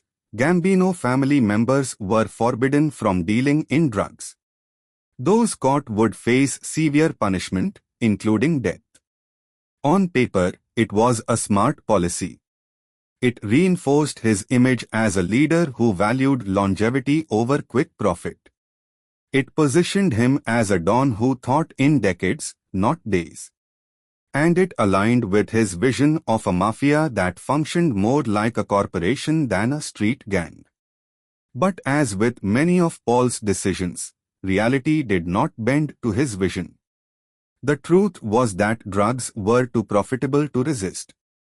Soldiers and captains alike saw fortunes being made by rival families and independent crews, and they wanted in. They understood the risks, but they also knew that a single good connection could change their lives overnight. To many of them, Paul's ban on drugs wasn't a sign of wisdom, it was a chain around their necks, keeping them from seizing opportunities. Even worse, Paul's hypocrisy began to show. While he preached about the dangers of narcotics and condemned those who touched them, whispers spread that he tolerated drug money as long as his cut was guaranteed. Some claimed he looked the other way when allies skirted the rules, provided the tribute was generous enough. Others accused him of using the drug ban selectively, punishing those who displeased him while quietly pocketing the profits of those who remained loyal. Whether these accusations were entirely true or not, the perception alone was corrosive. In the Mafia, a boss's word was supposed to be law. If that law appeared to bend, respect began to crack. Paul's stance on violence created further complications. His insistence that bloodshed be kept to a minimum clashed with the reality of life on the street. Soldiers knew that intimidation and enforcement required muscle, and sometimes that meant making examples. By reining in violence too tightly, Paul risked making his crews look weak. Rivals noticed. Associates grumbled. And captains struggled to balance the demands of their boss with the demands of their businesses. For men like John Gotti and his allies, Paul's policies were particularly suffocating. They thrived on the street, where power was measured by reputation and fear. To them, Paul's rules were the equivalent of fighting with one hand tied behind their backs. Worse still, Gotti and others were deeply involved in narcotics themselves, despite Paul's prohibitions. They saw drugs not as a threat but as an irresistible opportunity. Heroin, in particular, was flooding the city, and the profits were staggering. While Paul sought to distance the family from this dangerous trade, men like Gotti leaned into it, growing rich and powerful in defiance of his orders. This clash of visions created an invisible fault line within the Gambino family. On one side stood Paul, the would-be corporate boss, demanding discipline, restraint, and obedience. On the other side were the street captains and soldiers who saw drugs and violence as the lifeblood of their world. To them, Paul's rules weren't protecting the family, they were strangling it. The tension was worsened by the way Paul enforced his bans. He had a reputation for being ruthless when he believed his authority was challenged. Stories circulated of men being killed not for betraying the family to law enforcement, but for disobeying Paul's edicts on drugs. In these cases, the punishment wasn't just about narcotics, it was about control. Paul wanted to remind his men that he was the boss, that his word was absolute. Yet each time he exercised that authority, resentment deepened. To those beneath him, it seemed less like justice and more like tyranny. The result was a dangerous paradox.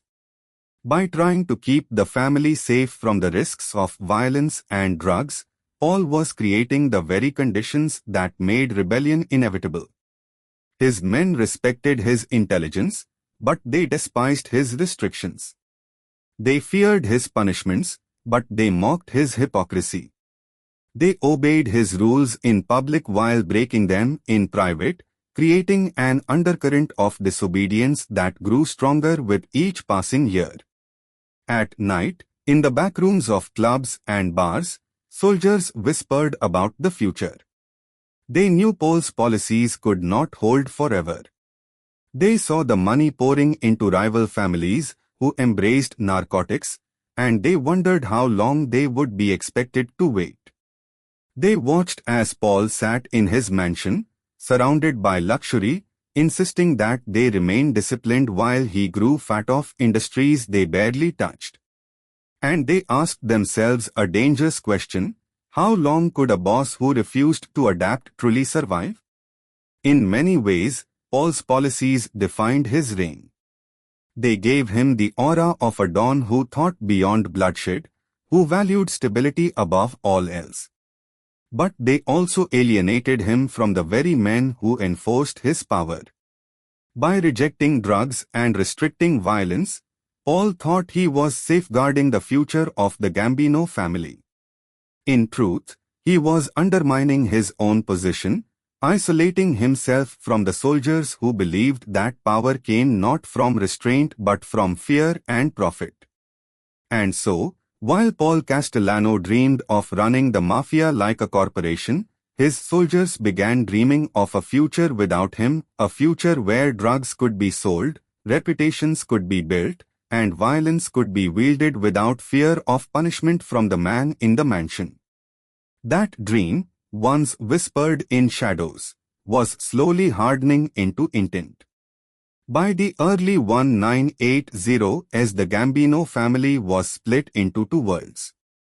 On one side was Paul Castellano, presiding from his Staten Island mansion, issuing orders with the tone of a corporate chairman.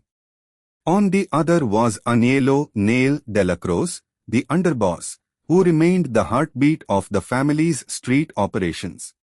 Neil's headquarters, the Ravenite Social Club on Mulberry Street in Little Italy, was everything Paul's White House was not: gritty, accessible, alive with the pulse of soldiers and associates who lived their days in the shadows of the city. Between these two poles, the Gambino family balanced precariously, united in name but divided in spirit. Neil Delacroix commanded a deep loyalty that Castellano could never replicate. To the street soldiers, he was one of them, a man who had earned his stripes in the old way, by getting his hands dirty and proving his worth through decades of service. His gravelly voice, weathered face, and unshakable code made him a figure of respect, almost a father to the younger generation of mobsters. At the Ravenite, soldiers could speak freely, share grievances, and feel the camaraderie of men who understood each other. Neil listened. He didn't sit in palatial dining rooms, he leaned against bar counters, smoking and nodding, part of the same air his soldiers breathed. In contrast, Paul seemed like a distant king. His policies on drugs, his insistence on micromanaging operations, and his extravagant lifestyle created an ever-widening gulf.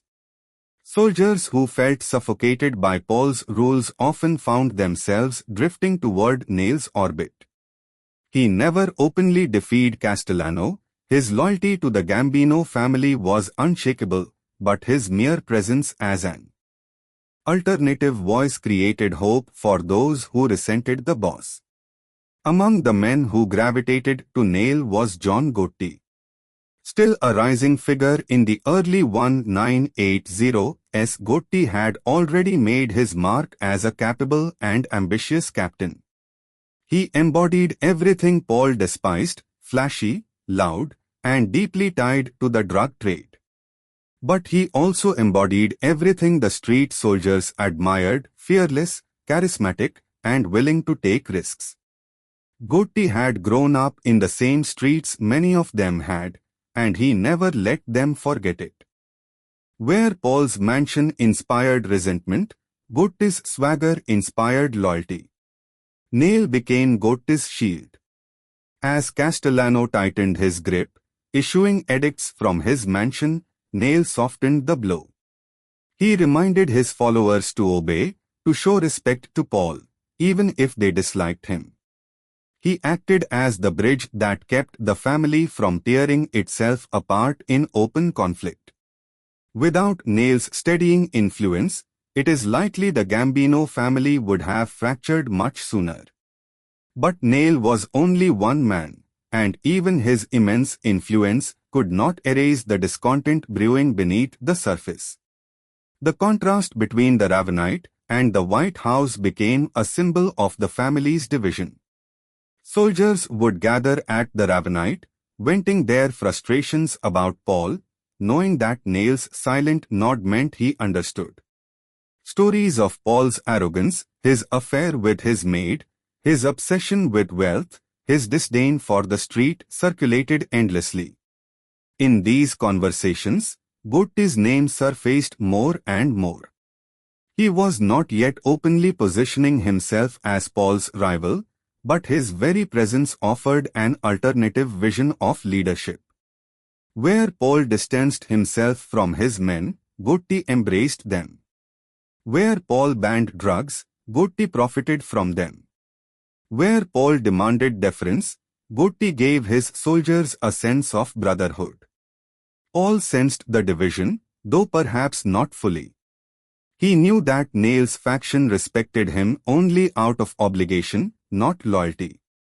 He knew that men like Gotti were bending, if not outright breaking, his rules. His response was not to bridge the gap but to tighten control. He demanded larger shares of profits, issued harsher punishments for disobedience, and tried to centralize power even further. These decisions only worsened the resentment. In private, Neil remained the buffer. He reassured Paul that he controlled his men, that they would not turn against him. But he also reassured his men that he understood their frustrations, that patience was the wisest course. This delicate balancing act could not last forever. As Neil's health began to decline in the early 1980s, the fragile equilibrium he maintained grew shakier. Everyone knew that when Neil was gone, the floodgates of resentment would burst open. For John Gotti, the timing was perfect. With Neil's mentorship and backing, he built his power quietly. His crew at Bargain Hunt and Fish Club in Queens grew wealthy from narcotics and other ventures, ignoring Paul's rules when convenient. His charisma drew men to him, and his loyalty to Neil gave him credibility. In whispers and side conversations, soldiers began to imagine what the Gambino family might look like under Gotti instead of Castellano. The irony of this moment was striking. All had inherited the Gambino family with the intent of building a stable, businesslike empire. Yet by alienating his soldiers and pushing them into Neil's arms, he was fostering the very conditions that would undo him. The Ravenite became a sanctuary for dissent, and John Gotti became its brightest star. Castellano's policies and arrogance had created a rival he could not contain, not from his mansion, not with his decrees, and not with his threats. The Gambino family was no longer a single entity bound by loyalty. It was two families under one name, the world of Paul Castellano, isolated and corporate, and the world of Neil Delacroix, gritty and loyal to the street. And in the space between those two worlds, John Gotti's ambition quietly bloomed. By the early to mid-1980s, while Paul Castellano struggled to maintain control of his fractured empire, a far more dangerous enemy had fixed its gaze on the Gambino family, the federal government. Law enforcement had always hounded organized crime, but in these years the FBI and federal prosecutors brought a new level of determination and sophistication. The government had grown tired of the Mafia's untouchable aura, and with the help of modern surveillance technology, long-term undercover operations, and the sweeping RICO Act, they were closing in like never before. For decades, mob bosses had survived because law enforcement lacked the tools to make charges stick. Intimidated witnesses, bribed jurors, and the absence of electronic surveillance left prosecutors with little more than rumors and innuendo. But in the 1980s things changed. Federal agents placed hidden microphones in homes, social clubs, and even cars. They deployed undercover agents who could pass for criminals. They began building complex cases, linking the bosses directly to crimes through the RICO statute, which allowed prosecutors to charge leaders for the actions of their entire organizations. Suddenly, being insulated at the top no longer meant safety. Paul Castellano was a prime target. His ostentatious lifestyle, mansions, expensive suits, and an appetite for luxury made him visible, and his efforts to control every dollar of Gambino revenue left fingerprints everywhere. The FBI tapped phones, followed his meetings, and planted informants inside his circle. Every conversation at the White House was watched closely, every visit documented, every whispered deal potentially recorded. Paul prided himself on being above the street, but in the eyes of the FBI, this only meant he was easier to isolate analyze, and eventually indict. Meanwhile, the Ravenite Social Club in Little Italy, under Agnello Della Croce's watch, also became a focal point of federal surveillance.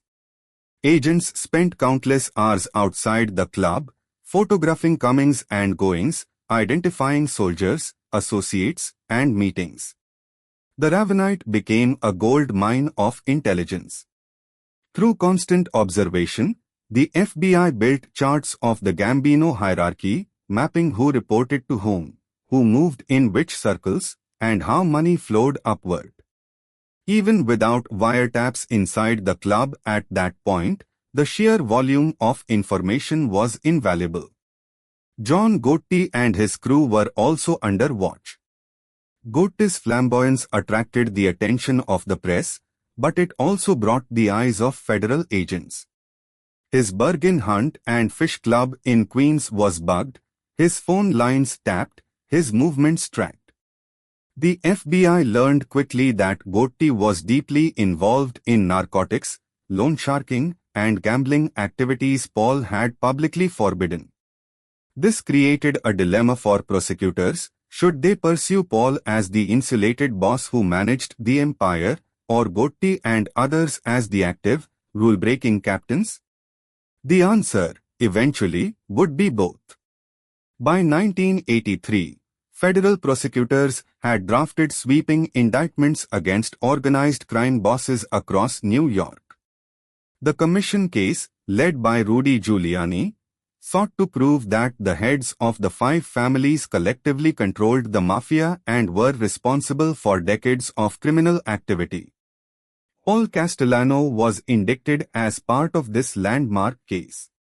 For the first time, bosses weren't just being charged with minor racketeering or tax evasion, they were being tied to the entire structure of organized crime.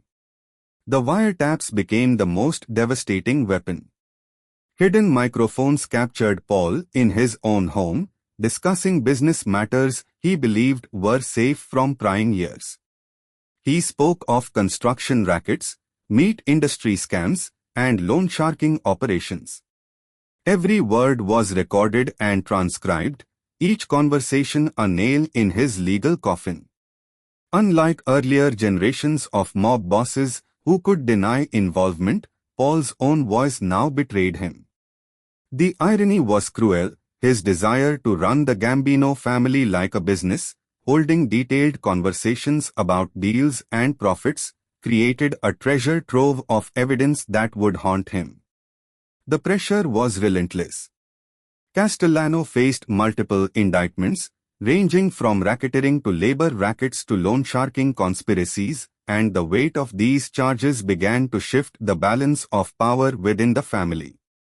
Soldiers and captains, already resentful of Paul's style of leadership, now wondered whether their boss could even survive long enough to lead them. The question was whispered in the shadows: why stay loyal to a boss who might spend the rest of his life in prison?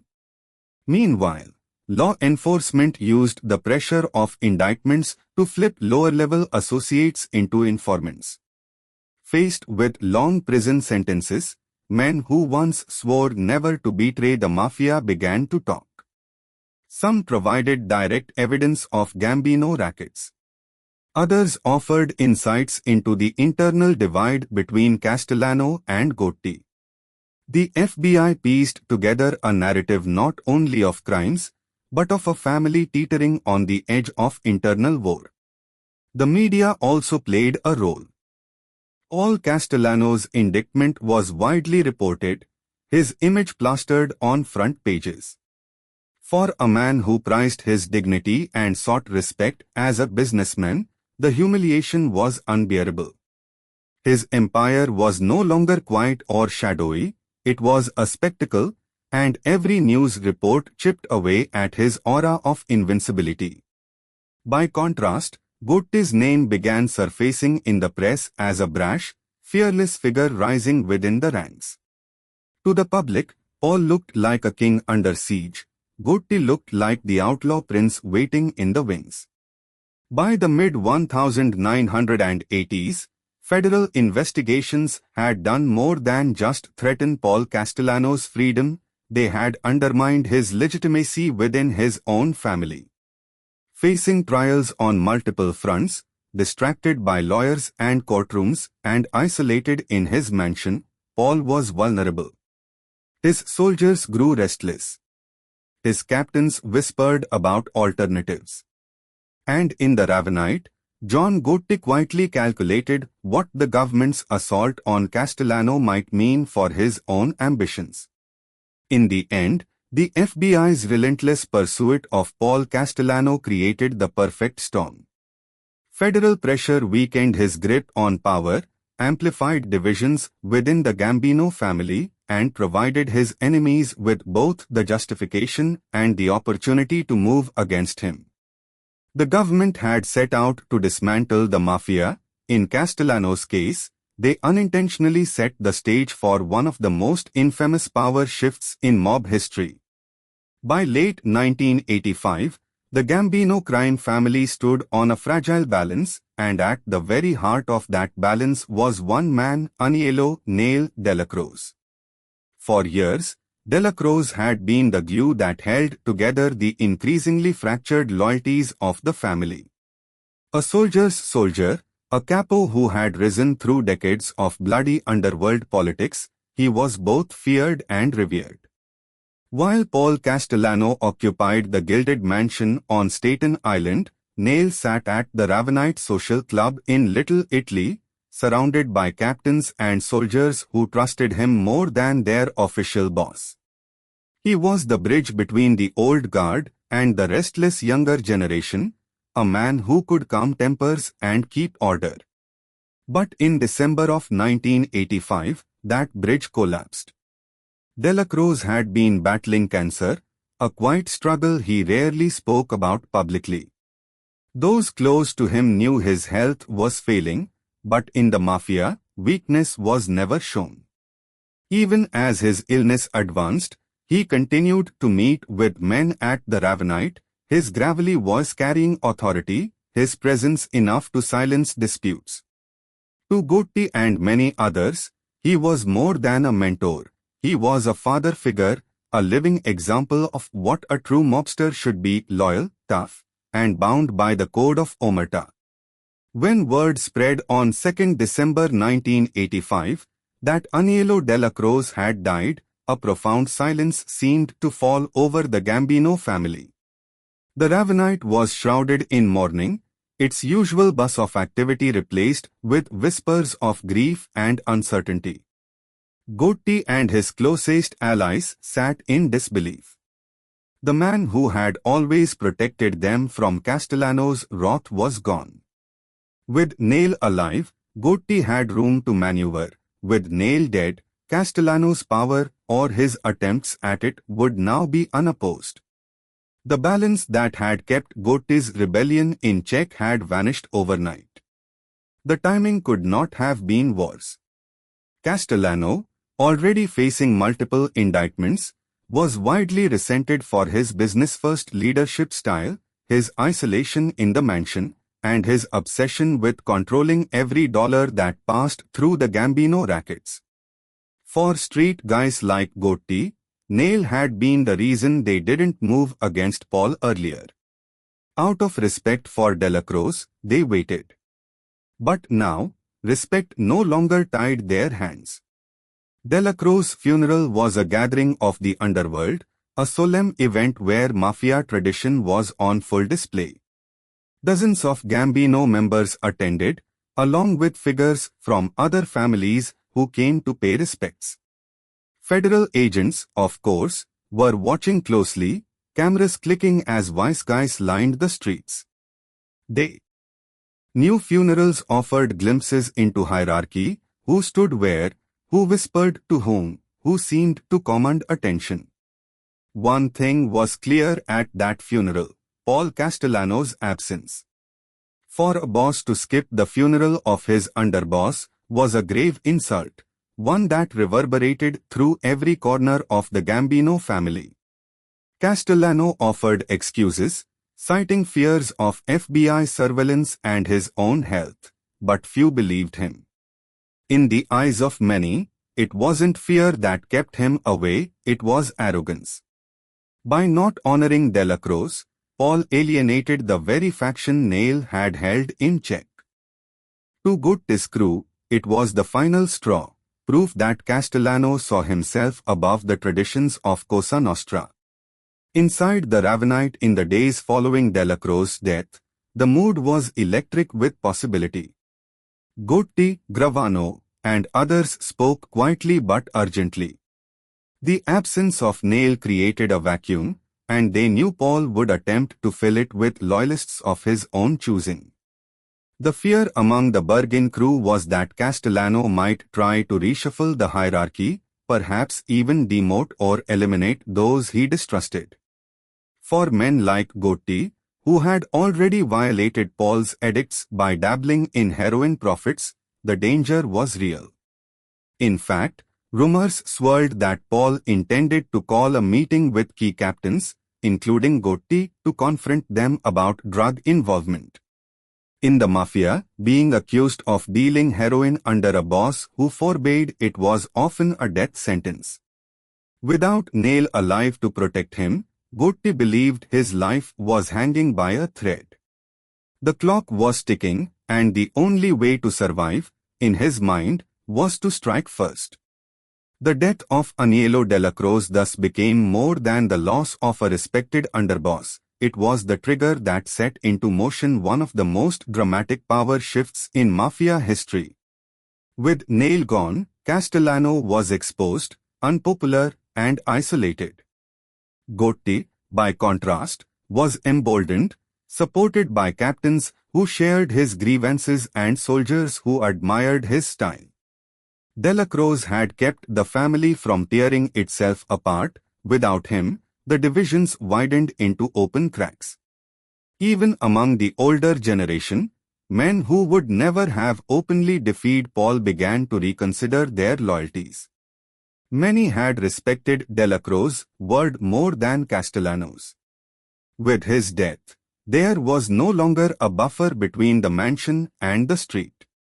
The whispers of dissatisfaction grew louder, and Gotti, ever attuned to the mood of the street, seized on that energy. The symbolism was stark. Neil's death marked the passing of an era, the last link to the Mafia's older traditions of loyalty, humility, and the belief that leaders should live close to the street.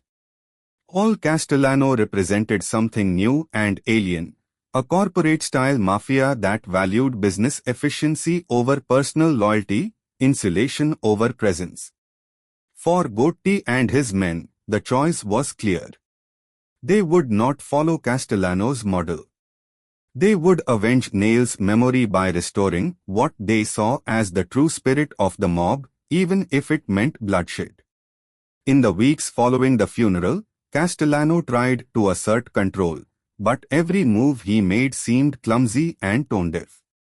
He met with loyal captains in private, discussed reorganizations, and considered replacements for Delacroix's position. But the truth was obvious: without Neil, Paul was naked to his enemies. His enemies, led by John Gotti, were not just planning, they were preparing to strike. The death of Aniello Delacroix, then, was not merely a moment of mourning, it was the turning point. It was the instant the Gambino family shifted from fragile stability into inevitable conflict. It was the breath before the storm, the silence before the eruption that would rock the Mafia and change the streets of New York forever. The death of Aniello Delacroix in December 1985 removed the final barrier that had restrained John Gotti and his allies from taking decisive action. In the weeks that followed, the Gambino family existed in a state of tense anticipation. Paul Castellano was still the official boss, but his power was hollow. Indictments loomed, resentment festered, and the soldiers of the street whispered of change. To many, Castellano was a leader in name only, a businessman who had lost touch with the very men who risked their lives every day for the family's rackets. Without Delacroix to shield him, Gotti faced the stark reality: if he didn't move against Paul, Paul would move against him. The first whispers of assassination began in hushed tones at the Ravenite Social Club.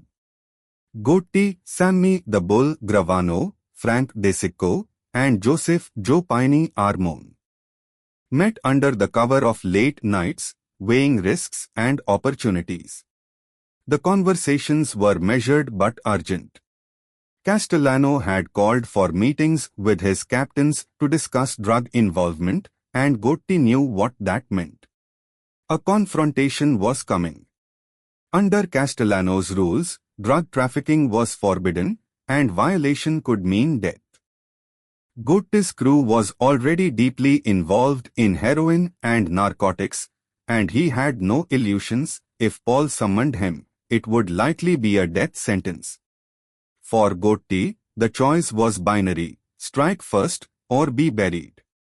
The idea of killing a sitting boss was almost unthinkable in Mafia tradition.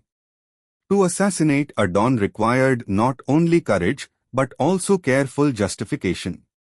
A move against Castellano without broad support could result in a war that would wipe out Gotti's faction. That's why the planning began not with logistics, but with politics. Gotti and his allies needed to gauge the temperature of the family. Would the captains and soldiers accept Castellano's death? Would the other Mafia families retaliate? Conversations spread quietly through the ranks. Many captains, though wary, admitted they were tired of Castellano's arrogance, his obsession with money, and his failure to honor Delacroix. The insult of skipping Nail's funeral still burned, and Gotti exploited that anger. He framed Castellano as a man who had abandoned the traditions of the Mafia, a leader unworthy of respect. Gravano later recalled how the justification grew: it wasn't just about protecting themselves, it was about saving the family from a boss who no longer understood it. Once the political groundwork was laid, the operational planning began. The conspirators scouted possible locations where Castellano could be vulnerable.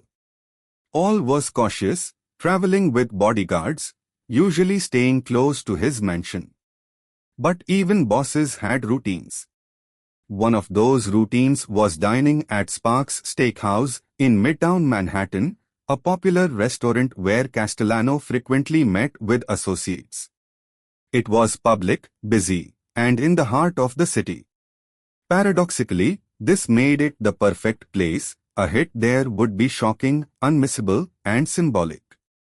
Gotti wanted the assassination to send a message, not just to the Gambino family but to all of New York. The spectacle of a boss gunned down in broad daylight would demonstrate his boldness and cement his power. It was risky, police presence in Midtown was heavy, surveillance was constant, but Gotti was willing to gamble. The team for the hit was chosen carefully. Reliable shooters were needed, men who could act quickly, decisively, and without hesitation. Gravano, De Sicco, and others assembled a crew of trusted gunmen. They rehearsed scenarios, from Castellano arriving with multiple guards to possible police interference. Escape routes were mapped, cars positioned, signals agreed upon. It was military in its precision, with every detail scrutinized. As December wore on, tension thickened. Castellano grew more paranoid, sensing the discontent around him but underestimating its immediacy. He still believed his title as boss protected him, that fear of retribution would keep his men in line. What he didn't realize was that the tide had already turned. Gotti had built enough support to not only survive the fallout but to step into the role of boss himself. The conspirators chose 16th December 1985 as the date. Castellano was scheduled to meet at Sparks Steakhouse with Thomas Bilotti, his newly appointed underboss, and other associates. To Gotti, the symbolism was irresistible: Not only would Paul be eliminated, but his hand-picked second-in-command would fall with him. It was a chance to wipe the slate clean and seize control in one brutal stroke. The final days before the hit were filled with nervous energy. At the Ravenite, Gotti sat with Gravano and De Sicco, reviewing the plan again and again. What if Castellano arrived late? What if police were nearby? What if he recognized something was wrong? Every possibility was discussed, contingencies drawn. Gravano later described the atmosphere as electric, and inevitability hung in the air, as though history itself was pressing down on them. On the morning of 16th December, the shooters were briefed one last time. They were instructed to act swiftly, to fire until Castellano and Bellotti were unquestionably dead. Hesitation would not be tolerated. This was not just another mob hit, but an execution that would reshape the Mafia. Cars were positioned near Sparks, and lookouts were placed to monitor Castellano's arrival. Gotti and Gravano chose to watch from a distance, parked in a car nearby, close enough to witness but far enough to avoid immediate suspicion. As the sun set and evening descended over Midtown, the men prepared themselves. The cold winter air stung, headlights and neon reflecting off damp pavement. Shoppers bustled past, unaware that one of the most audacious assassinations in American Mafia history was minutes away. Inside Sparks' steakhouse, diners clinked glasses, oblivious to the storm about to break just outside. The stage was set. For Paul Castellano, the night ahead would begin as routine, a dinner meeting with trusted men, but it would end in a hail of bullets, the end of an empire built on business and insulation. For John Gotti, it would be the night he crossed the line from ambitious captain to history's most infamous mob boss. The decision had been made, the plan rehearsed, and the shooters ready. All that remained was for Castellano's black Lincoln to pull up in front of Sparks. The Gambino family's destiny was about to change forever. 16th December 1985 began like any other winter day in Manhattan, but by nightfall it would be remembered as one of the most audacious and shocking evenings in Mafia history. The city streets glowed with the festive lights of the season, department store windows decorated for Christmas, and the bustle of holiday shoppers filling Midtown. Yet amidst this ordinary backdrop, a storm was brewing.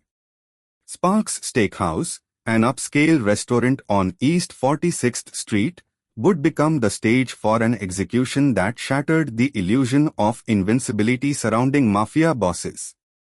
Paul Castellano, the white-collar Don, was about to meet his end. As evening fell, the plan meticulously crafted by John Gotti and his allies slid into motion. The shooters were already in place. 4 men stood near the entrance of Sparks, dressed like businessmen, their overcoats concealing the weapons beneath. Lookouts lingered nearby, disguised as pedestrians, their eyes scanning the streets for police or unexpected trouble. Across the way, inside a parked car, Gotti and Sammy the Bull Gravano sat quietly, watching the scene unfold. Gravano would later recall the tension of those minutes, the surreal mix of holiday cheer on the streets and the knowledge that they were about to rewrite the history of the Mafia. Around 5:30 p.m., Castellano's black Lincoln Town car made its way through the Midtown traffic. Inside, Paul sat beside his newly appointed underboss, Thomas Bellotti. Both men believed they were heading to a simple dinner meeting with associates. To Castellano, it was routine; to Bellotti, it was loyalty in action. Neither man suspected that Gotti had orchestrated their deaths with precision. The Lincoln slowed in front of Sparks, headlights cutting across the damp pavement. Diners inside the restaurant chatted casually, Waiters moved between tables with trays of wine and steaks, and outside, the four gunmen tensed. The plan was simple. When Castellano stepped out of the car, they would strike swiftly and without hesitation. Bilotti stepped out first, his heavy frame moving quickly toward the curb. As he opened the door for Castellano, the shooters advanced. In seconds, chaos erupted. Gunfire cracked across East 46th Street, the sounds echoing between tall buildings. Bullets slammed into Bilotti, knocking him down instantly, his body collapsing on the cold sidewalk. Castellano emerged. From the car, confusion etched across his face. In that brief, frozen moment, he seemed disoriented, as though trying to understand the sudden eruption of violence. But there was no time for comprehension. The gunmen opened fire, unleashing a hail of bullets. Paul staggered, struck repeatedly, his expensive overcoat darkening with blood. He crumpled to the ground beside Bilotti, his reign ending in a pool of red on the Manhattan pavement. The scene was pandemonium. Diners inside Sparks scrambled to the windows, horrified by the spectacle unfolding just feet away. Pedestrians screamed and scattered, some diving for cover, others frozen in shock. Car horns blared as traffic screeched to a halt. For decades, Mafia bosses had seemed untouchable, their deaths reserved for quiet, hidden moments. But here, in the heart of New York City, a Don had been executed in broad daylight, his death as public as it was brutal. The shooters, trained for efficiency, didn't linger. Their job was to ensure Castellano and Bilotti were beyond saving, and once that was done, they melted into the chaos. Disappearing into the crowd, they vanished before police arrived, blending seamlessly with the panicked swarm of Midtown workers and shoppers. Within minutes, the gunfire was over, and all that remained was the carnage, two bodies sprawled on the sidewalk, the boss of the Gambino family lying lifeless in the winter cold. Across the street, Gotti and Gravano watched it all.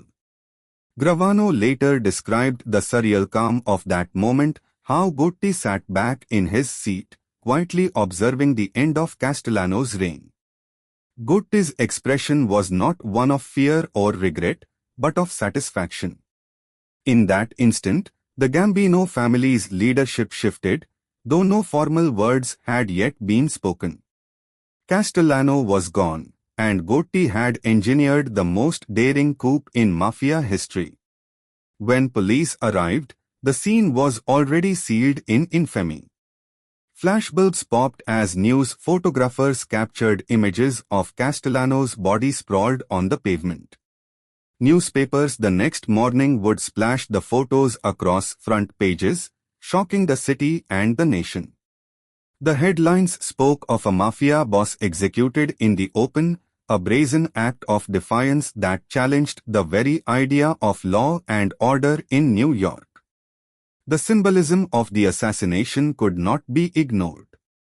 Paul Castellano, who had prided himself on being a businessman, a boss who stayed far from the violence of the streets, had died like the very street-level mobsters he once dismissed. The white-collar Don, who believed his mansion insulated him from danger, now lay dead on a city sidewalk, his blood mixing with melting snow. His death was not only a physical end but also a symbolic one, the rejection of his corporate-style mafia in favor of the raw, street-driven rule that John Gotti embodied. Inside the mafia, shockwaves rippled instantly. Some were horrified by the breach of tradition. Killing a boss without the approval of the commission was nearly unthinkable, a dangerous gamble that could spark wars between families. Yet others admired the audacity. Gotti had done what few dared even to whisper. He had struck down the most powerful mafia boss in America and lived to tell about it. For Gotti's faction, The assassination was more than survival. It was a statement, a declaration that the era of Paul Castellano was over and a new order had begun.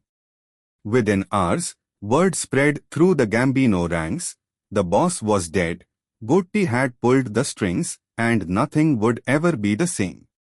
Back at Sparks, the bodies were eventually covered with sheets, investigators combing the scene for shell casings and witnesses. Yet despite the chaos, despite the dozens of people who had seen or heard the hit, few dared to speak to police.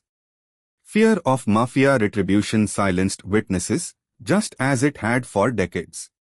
The killers disappeared into the city, faceless men who had executed one of the most infamous hits in organized crime history without leaving a trace. For the public, the murder was both terrifying and fascinating. New Yorkers had long been aware of the mafia's shadowy presence, but this was different. This was not whispers in dark alleys or quiet killings in hidden corners. This was a mafia boss murdered in the open, under the neon lights of Midtown. It was a chilling reminder that the underworld was not confined to distant neighborhoods, it was woven into the very fabric of the city. That night, as news spread, conversations in homes and bars across New York circled the same question: who could be bold enough to kill Paul Castellano? Within the Gambino family, the answer was already clear. John Gotti had seized his moment, and with Castellano's blood still staining the sidewalk, he positioned himself to step into the throne of America's most powerful crime family. The assassination at Sparks was more than just a killing, it was a spectacle, a performance of power that stunned the world. For Paul Castellano, it was the ultimate downfall, from the luxury of his Staten Island mansion to the cold pavement of a Manhattan sidewalk. For John Gotti, it was the beginning of his reign as the Teflon Don, a man who would soon become both the most feared and the most famous mobster of his generation. After the gunfire on East 46th Street ended and Paul Castellano's body lay cooling on the pavement, the Gambino family was thrown into a state of shock and uncertainty. The most powerful mafia family in America had lost its boss in the most public and brazen way imaginable. The Commission, the ruling body of organized crime, had not sanctioned the killing. Traditionally, such an act would invite swift and bloody retaliation, perhaps even an all-out war between families. Yet, in the days that followed, what emerged was not a civil war but the rapid and decisive consolidation of power by John Gotti. The hit at Sparks was not just an assassination, it was a coup, a bold seizure of authority that rewrote the rules of the underworld. The immediate aftermath was chaos cloaked in silence. Soldiers and captains loyal to Castellano feared for their lives, knowing that aligning with the wrong side could mean death. Others, however, had long grown frustrated with Castellano's aloof leadership. His obsession with white-collar crime, his fixation on his Staten Island mansion, and his dismissal of traditional street rackets had alienated many of his own men. When word spread that Gotti had engineered the killing, many Gambino associates quietly shifted their loyalty. Gotti represented the streets, the core of mafia life that Castellano had neglected. In Gotti, they saw both strength and survival. Within hours of Castellano's death, Gotti and his allies moved quickly to secure control. Meetings were called in secret locations across Brooklyn and Queens. Key captains were summoned, asked directly where they stood. It was not a request, it was a test of loyalty. Sammy the Bull Gravano, who had been one of Gotti's closest allies in the conspiracy, played a central role in these conversations. His reputation as a ruthless and efficient enforcer gave weight to the new order. With Gravano at his side, Gotti's rise was framed as inevitable. Resistance was dangerous, acceptance was survival. What surprised many within the Mafia world was how little resistance actually emerged. Some feared retaliation from Castellano loyalists, but few dared to act. Frank De Sicco, one of the key conspirators in the hit, became a vital bridge between Gotti's faction and those who had been closer to Castellano. His diplomatic skills smoothed the transition, assuring captains that business would continue, that profits would flow, and that Gotti's leadership meant opportunity rather than chaos. In Mafia politics, money often mattered more than sentiment, and Gotti knew it.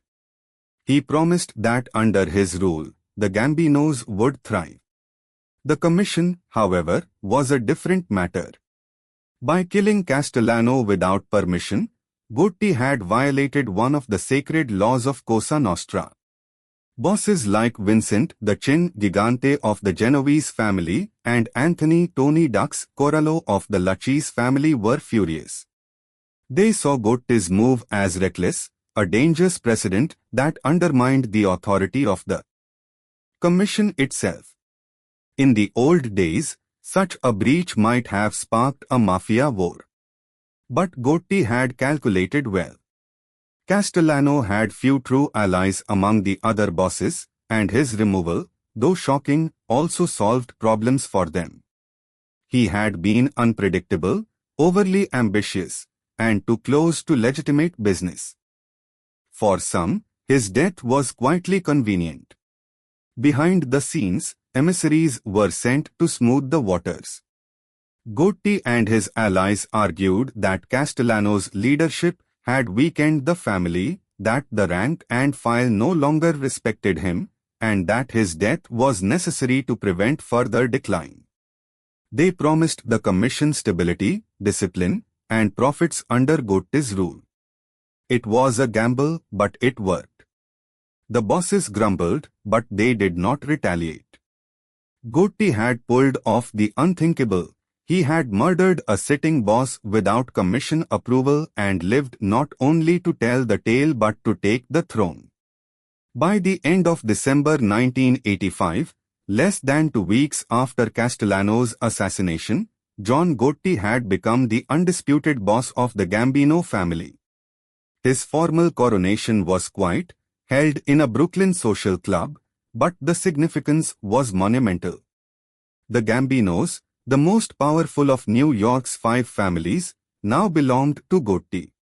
For the soldiers and associates who gathered to pledge loyalty, there was an electric sense of change in the air. Gotti was not a remote figure in a mansion, he was one of them, a man who had risen from the streets, who dressed sharp, talked fast, and lived boldly. As boss, Gotti immediately began reshaping the family in his image. Castellano had emphasized discretion and low profiles, favoring businessmen over brawlers. Gotti rejected that model. He embraced the old-school street culture, surrounding himself with men who shared his taste for power, loyalty, and flair. His headquarters became the Ravenite Social Club in Little Italy, a place where he could be seen, admired, and respected by his men.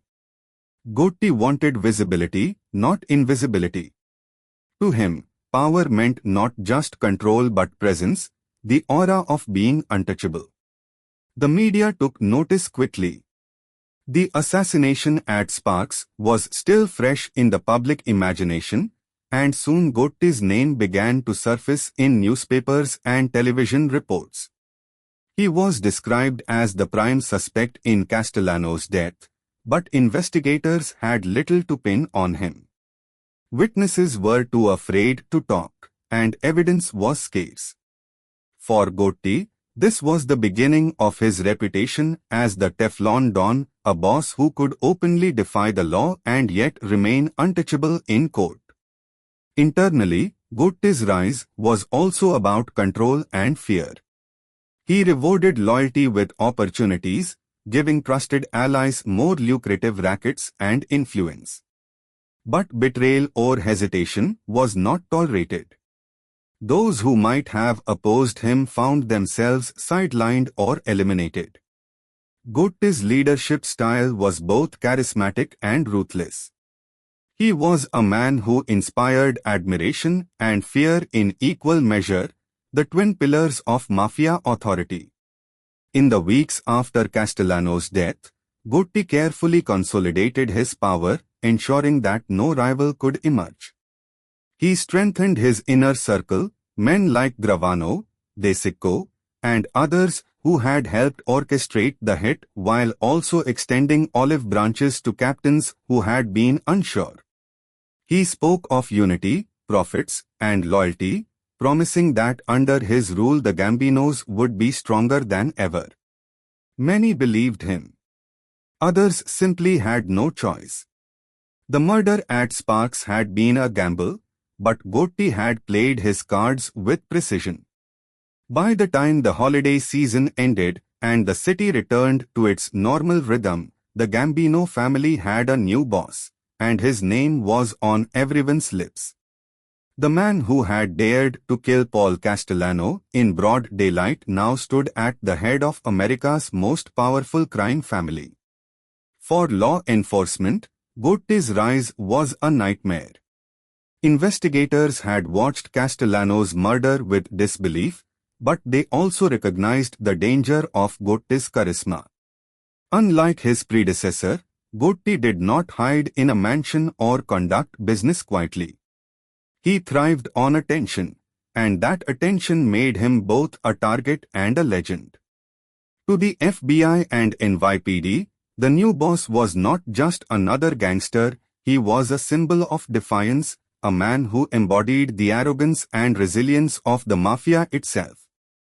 In the end, Section 17 represents not just the consolidation of power but the birth of a new era. John Gotti had taken control of the Gambino family through blood and fear, but he also redefined what it meant to be a Mafia boss in modern America. Castellano's death marked the end of the white-collar approach. Gotti's rise marked the return of the streets, the glamour, and the ruthless violence that had always been at the heart of organized crime. The rise of John Gotti to the top of the Gambino crime family marked not only a shift in leadership but also a profound transformation in how the Mafia was perceived, both within its own circles and in the public imagination. Unlike his predecessor Paul Castellano, who had preferred the quiet of his Staten Island mansion and the shadows of white-collar schemes, Gotti thrived in the spotlight. He was not content to simply control rackets from the sidelines, he wanted to be seen, admired, and remembered. And so began the era of the Dapper Don, a larger-than-life figure who blurred the lines between underworld power and pop culture icon. From the earliest days of his reign, Gotti displayed a flair for style and presentation. Where Castellano had often appeared in plain suits, Gotti emerged in finely tailored garments that seemed almost cinematic in their precision. Expensive silk ties, double-breasted suits, and impeccably shined shoes became his trademark. His hair, combed back with careful attention, gave him a polished and composed look even in the harshest of courtroom lights. To his men, this was more than vanity, it was a statement of power. In the world of the Mafia, appearance mattered. Respect came not only from violence and control but from the aura one projected, and Gotti understood that deeply. The media quickly latched onto his image.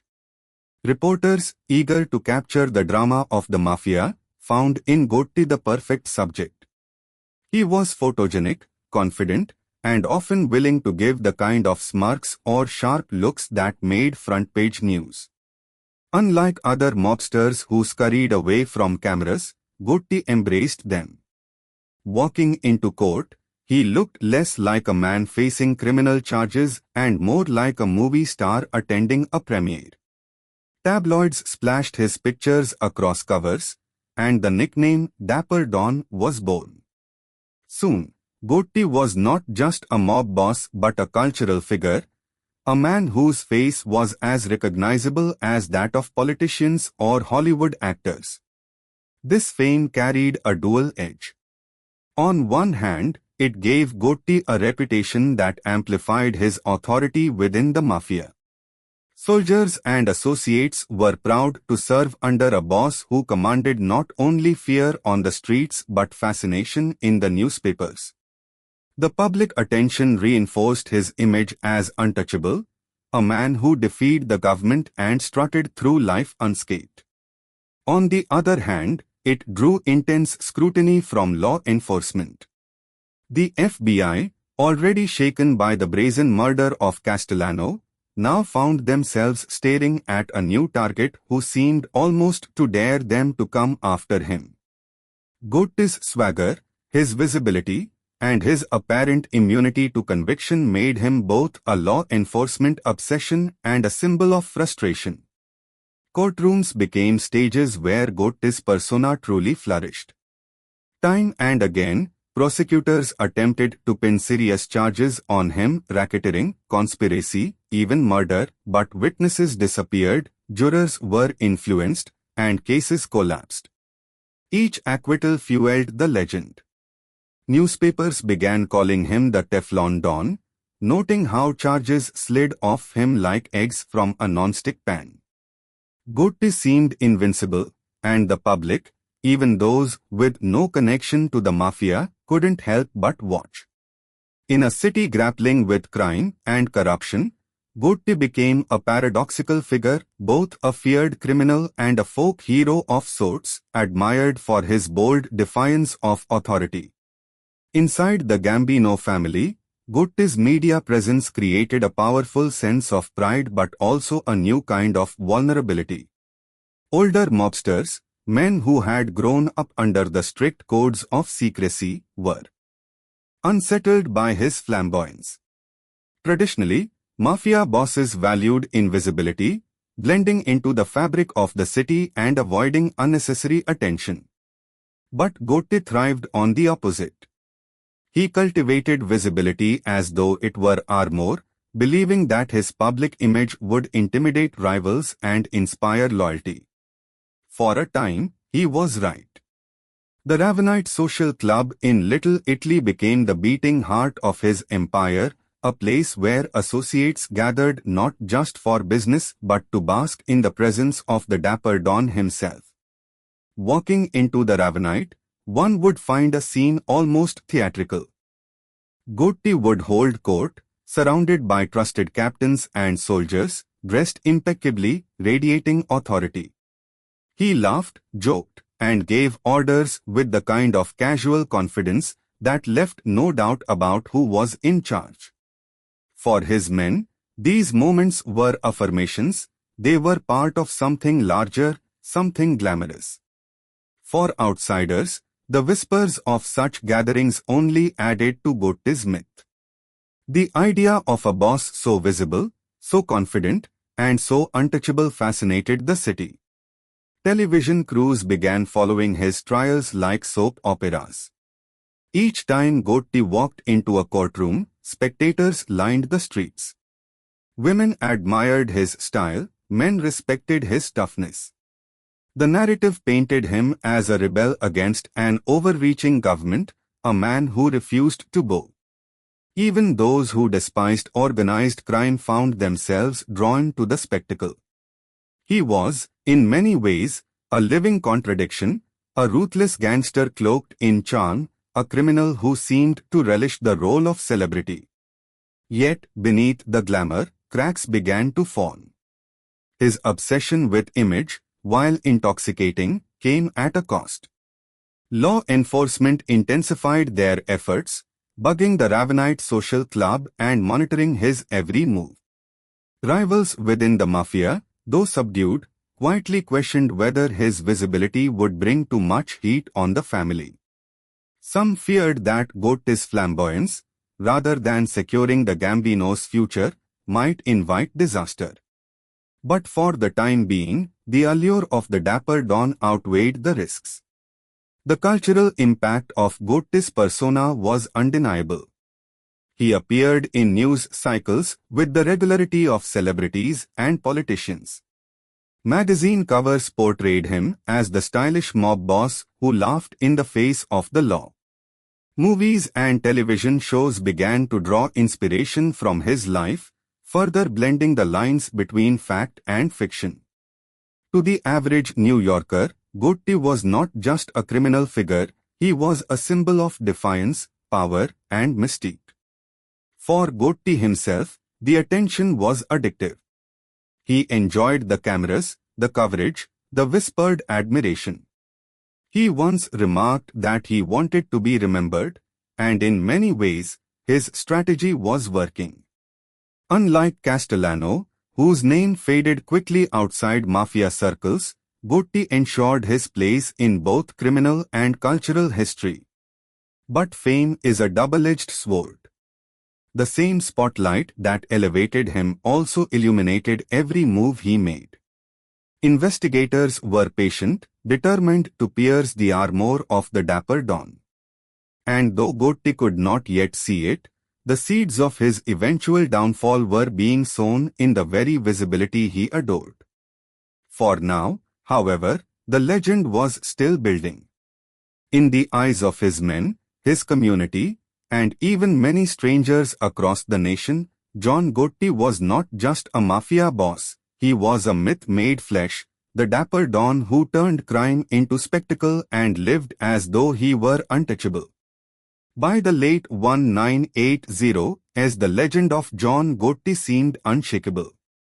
The newspapers hailed him as the Teflon Don, the public watched his trials like a serialized drama, and his men basked in the glow of serving under the most famous mafia boss in America. But beneath the surface of this glamour and confidence, the tide was beginning to turn. The FBI, humiliated by repeated failures to convict him, sharpened its focus. Rivals within the mafia quietly whispered doubts. And within Gotti's own inner circle, the seeds of betrayal were slowly taking root. The era of invincibility was giving way to an era of surveillance, suspicion, and slow unraveling. Law enforcement had learned from past mistakes. Instead of chasing Gotti with flashy indictments and high-profile raids, they adopted patience. The FBI and the U.S. Attorney's Office in Brooklyn and Manhattan developed long-term strategies. They sought not just to charge Gotti but to dismantle his empire piece by piece, gathering evidence methodically and waiting for the right moment to strike. The Ravenite Social Club, Gotti's headquarters in Little Italy, became the center of this effort. Agents began monitoring the comings and goings of visitors, mapping relationships, and, most importantly, plotting ways to get inside. Wiretaps had long been a tool of the FBI, but placing them inside mafia strongholds required creativity and courage. In the case of the Ravenite, agents managed to bug an upstairs apartment where Gotti often met privately with his closest associates. Hidden microphones captured conversations that stripped away the glamorous image he had cultivated in public. Instead of the charming, confident dapper Don, these recordings revealed a ruthless, calculating boss who casually discussed murders, betrayals, and punishments. The tapes would become a critical weapon in the government's war against him, though Gotti himself remained unaware of just how deeply the FBI had infiltrated his sanctum. At the same time, cracks began to appear within the Gambino family itself. The murder of Castellano had secured Gotti's throne, but not everyone approved of his flamboyant leadership style. Some old-school mobsters believed that his visibility was dangerous, bringing unwanted heat on the family. Others resented the way he favored his closest allies with the most lucrative rackets. Tensions simmered quietly, often hidden behind forced smiles and gestures of loyalty, but the discontent was real. Tragedy also began to erode Gotti's circle of trusted men. In April 1986, Frank De Sicco, one of Gotti's most important allies and a key architect of Castellano's assassination, was killed in a car bombing outside a Brooklyn social club. The blast, carried out by Vincent the Chin Gigante and the Genovese family in retaliation for Castellano's murder, was a stark reminder that not everyone had accepted Gotti's rise. The explosion ripped apart more than a car, it ripped a hole in Gotti's carefully constructed network of loyalty. De Sicco had been both a diplomat and an enforcer, a man who balanced Gotti's swagger with quiet pragmatism. His absence left Gotti more isolated and more reliant on men like Sammy the Bull Gravano. Gravano, for his part, became indispensable.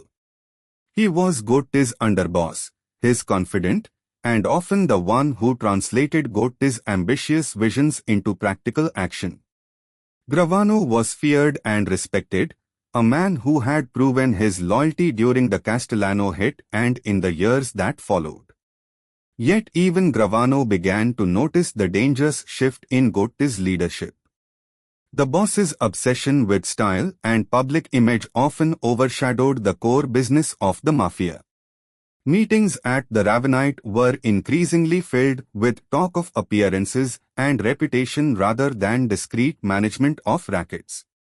Gravano, ever pragmatic, wondered how long such a strategy could survive under the watchful eyes of the FBI. Meanwhile, prosecutors were patient, building their case. The tapes from the Ravenite grew in number, each recording adding layers of evidence. They captured Gotti discussing murders, berating associates, and detailing his control over the family's criminal enterprises. For law enforcement, these tapes were gold. They showed not only his leadership but his direct involvement in crimes that could not be dismissed as hearsay or speculation. For the first time, prosecutors had the kind of evidence that even the Teflon Don might not escape. On the streets, however, Gotti's legend continued to shine. He walked in and out of courtrooms with a smile, waving to supporters, dressed in perfectly tailored suits. To the public, he was still untouchable. To his men, he was still the boss who had defeated the government time and again. But behind that facade, the noose was tightening. Every word he spoke in what he thought were private meetings was being recorded. Every boast, every order, every careless remark was catalogued for the day when the government would strike. The late 1980s also brought more aggressive tactics from the Justice Department. Prosecutors like Rudolph Giuliani, who had already targeted the Mafia through the commission case, viewed Gotti as both a personal challenge and a symbol of the fight against organized crime. For Giuliani and others, convicting Gotti would not simply mean bringing down a gangster, it would mean proving that the government could break the aura of invincibility surrounding the Mafia itself. For Gotti, paranoia began to creep into daily life. He changed meeting spots, grew suspicious of outsiders, and tightened his inner circle. Yet his pride often overrode his caution. He continued to meet openly at the Ravenite, continued to draw attention with his style, and continued to underestimate the lengths to which the FBI would go to capture him. In his mind, he had defeated them too many times to believe they could truly bring him down. But in reality, each meeting, each taped conversation, and each decision to flaunt his power brought him closer to the edge. As the decade drew to a close, the contrast between appearance and reality grew starker. Publicly, Gotti was still the dapper Don, the Teflon Don, the larger-than-life figure who made headlines and inspired fascination. Privately, however, He was a man increasingly hemmed in by enemies, betrayal, and the unrelenting gaze of law enforcement. The FBI had learned patience. They were watching, recording, and waiting. And though Gotti could not yet see it, the stage was being set for his fall. The tide was turning. What had once been a reign of glamour and defiance was slowly becoming a trap of his own making. The empire Gotti had built on loyalty, image, and charisma was beginning to crack under the weight of surveillance, suspicion, and the inevitability of betrayal. The final act of John Gotti's story began with the same confidence that had defined his rise. Even as the 1990s dawned and law enforcement closed in with evidence that seemed insurmountable, Gotti still walked with the air of a man who believed himself untouchable. He had beaten the government before, emerging from trial after trial without a conviction. To his supporters, he was the embodiment of defiance. To his men, he was still the boss who had dared to kill Paul Castellano and lived to rule. But beneath the polished suits and the headlines, the end was approaching, an end marked not by bullets on a Manhattan street, but by the slow, grinding machinery of justice and betrayal. The turning point came when the FBI's patience paid off. After years of surveillance at the Ravenite Social Club and nearby apartments, agents had compiled hours of damning recordings. Unlike past attempts, these tapes captured Gotti in his own voice, speaking of murders, betrayals, and his control of the Gambino family. They were not vague hints or whispers from unreliable witnesses, they were direct admissions. For prosecutors, it was the breakthrough they had long awaited. The Teflon Don would soon discover that even the smoothest surface eventually cracks under enough pressure. In December 1990, federal agents made their move. Gotti, along with Sammy the Bull Gravano and consigliere Frank Locascio, was arrested in a coordinated operation. The arrest was a spectacle, as cameras captured the once untouchable boss being led away in handcuffs. To the public, it was both shocking and inevitable. For years, Gotti had taunted the government with his confidence, and now the government had struck back. His arraignment became front-page news, the beginning of what would become one of the most famous criminal trials in American history. At first, Gotti seemed unfazed. He had faced indictments before, and his charisma had always carried him through. Supporters gathered outside the courthouse, chanting his name. Reporters swarmed, eager to capture every smirk, every shrug. Inside his circle, however, a quiet dread began to build. The evidence was stronger than ever, and this time, there would be no easy escape. The recordings left little room for doubt. Yet Gotti pressed forward, determined to project strength and control, as though sheer willpower might bend reality once again in his favor. But the true betrayal, the one that shattered his aura of invincibility, came not from the FBI or the prosecutors, but from within. Sammy Gravano, his underboss and closest ally, made the fateful decision to cooperate with the government. For Gravano, the choice was born of survival. Facing life in prison and listening to recordings of Gotti criticizing him behind closed doors, Gravano realized that loyalty to the boss would mean his own destruction. In a stunning reversal, the man who had helped Gotti orchestrate Castellano's murder, the man who had stood by his side for years, now agreed to testify against him. Gravano's testimony was devastating. He detailed Gotti's role in murders, extortion, and racketeering with chilling precision. He confirmed what the FBI tapes had suggested, giving jurors both the sound of Gotti's voice and the word of his most trusted lieutenant. The combination was overwhelming. In the courtroom, the legend of the Teflon Don began to unravel. No longer could Gotti rely on silence, intimidation, or vanished witnesses. The betrayal of Gravano pierced his defense in a way no prosecutor alone ever could. The trial, which began in 1992, became a media sensation. Each day, the courtroom was packed with reporters, spectators, and curious onlookers. Gotti, ever conscious of his image, continued to dress impeccably, walking into the courtroom like a man attending a gala rather than a trial that could end his life as a free man. But the cracks showed.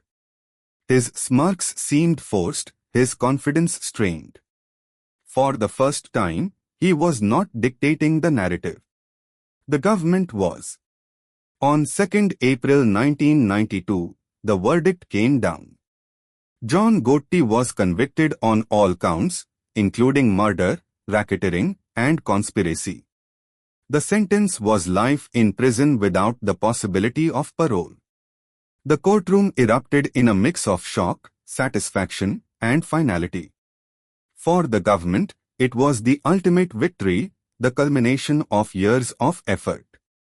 For Gotti's supporters, it was a devastating blow, the end of an era. And for Gotti himself, it was the moment when the illusion of invincibility shattered completely. Prison life was a stark contrast to the world Gotti had known. Gone were the tailored suits, the flashing cameras, the adoring crowds outside the Ravenite. In their place were the harsh realities of a maximum security facility. Yet even behind bars, Gotti tried to project the same authority he had wielded on the streets. He maintained contact with his family, sought to influence the Gambino operations from within, and carried himself with the pride of a man who refused to bend. But the isolation grew, and with it, the reality that his reign was truly over. As the years passed, Gotti's health began to decline. In the mid-1990s, he was diagnosed with throat cancer, a cruel irony for a man who had once commanded with such a powerful voice. By the late 1990s, his condition had worsened, and in 2002, John Gotti died in prison at the age of 61. His death marked the end of one of the most dramatic chapters in the history of organized crime in America. The legacy of John Gotti remains complicated. To some, he was a ruthless gangster whose arrogance brought ruin not only upon himself but upon the Mafia as a whole. His flamboyance, his obsession with image, and his disregard for the old codes of secrecy drew more law enforcement pressure than the Mafia had ever faced before. To others, he was a symbol of defiance, a man who lived life on his own terms, who challenged authority and carved out a myth that endures even decades after his death. In the end, Gotti's story is both a cautionary tale and a legend. It is the tale of a man who rose from the streets to control the most powerful Mafia family in America, who reveled in the spotlight and seemed invincible, only to be undone by the very forces he had underestimated: law enforcement, betrayal, and time. His life, marked by glamour and violence, loyalty and treachery, remains one of the most compelling sagas in the history of organized crime. And as the lights fade on this story, the image lingers: John Gotti, walking confidently into a courtroom, impeccably dressed, smiling for the cameras, even as the walls closed in. A man who lived for power, who embraced the myth of the dapper Don, and who, in the end, could not escape the inevitability of downfall.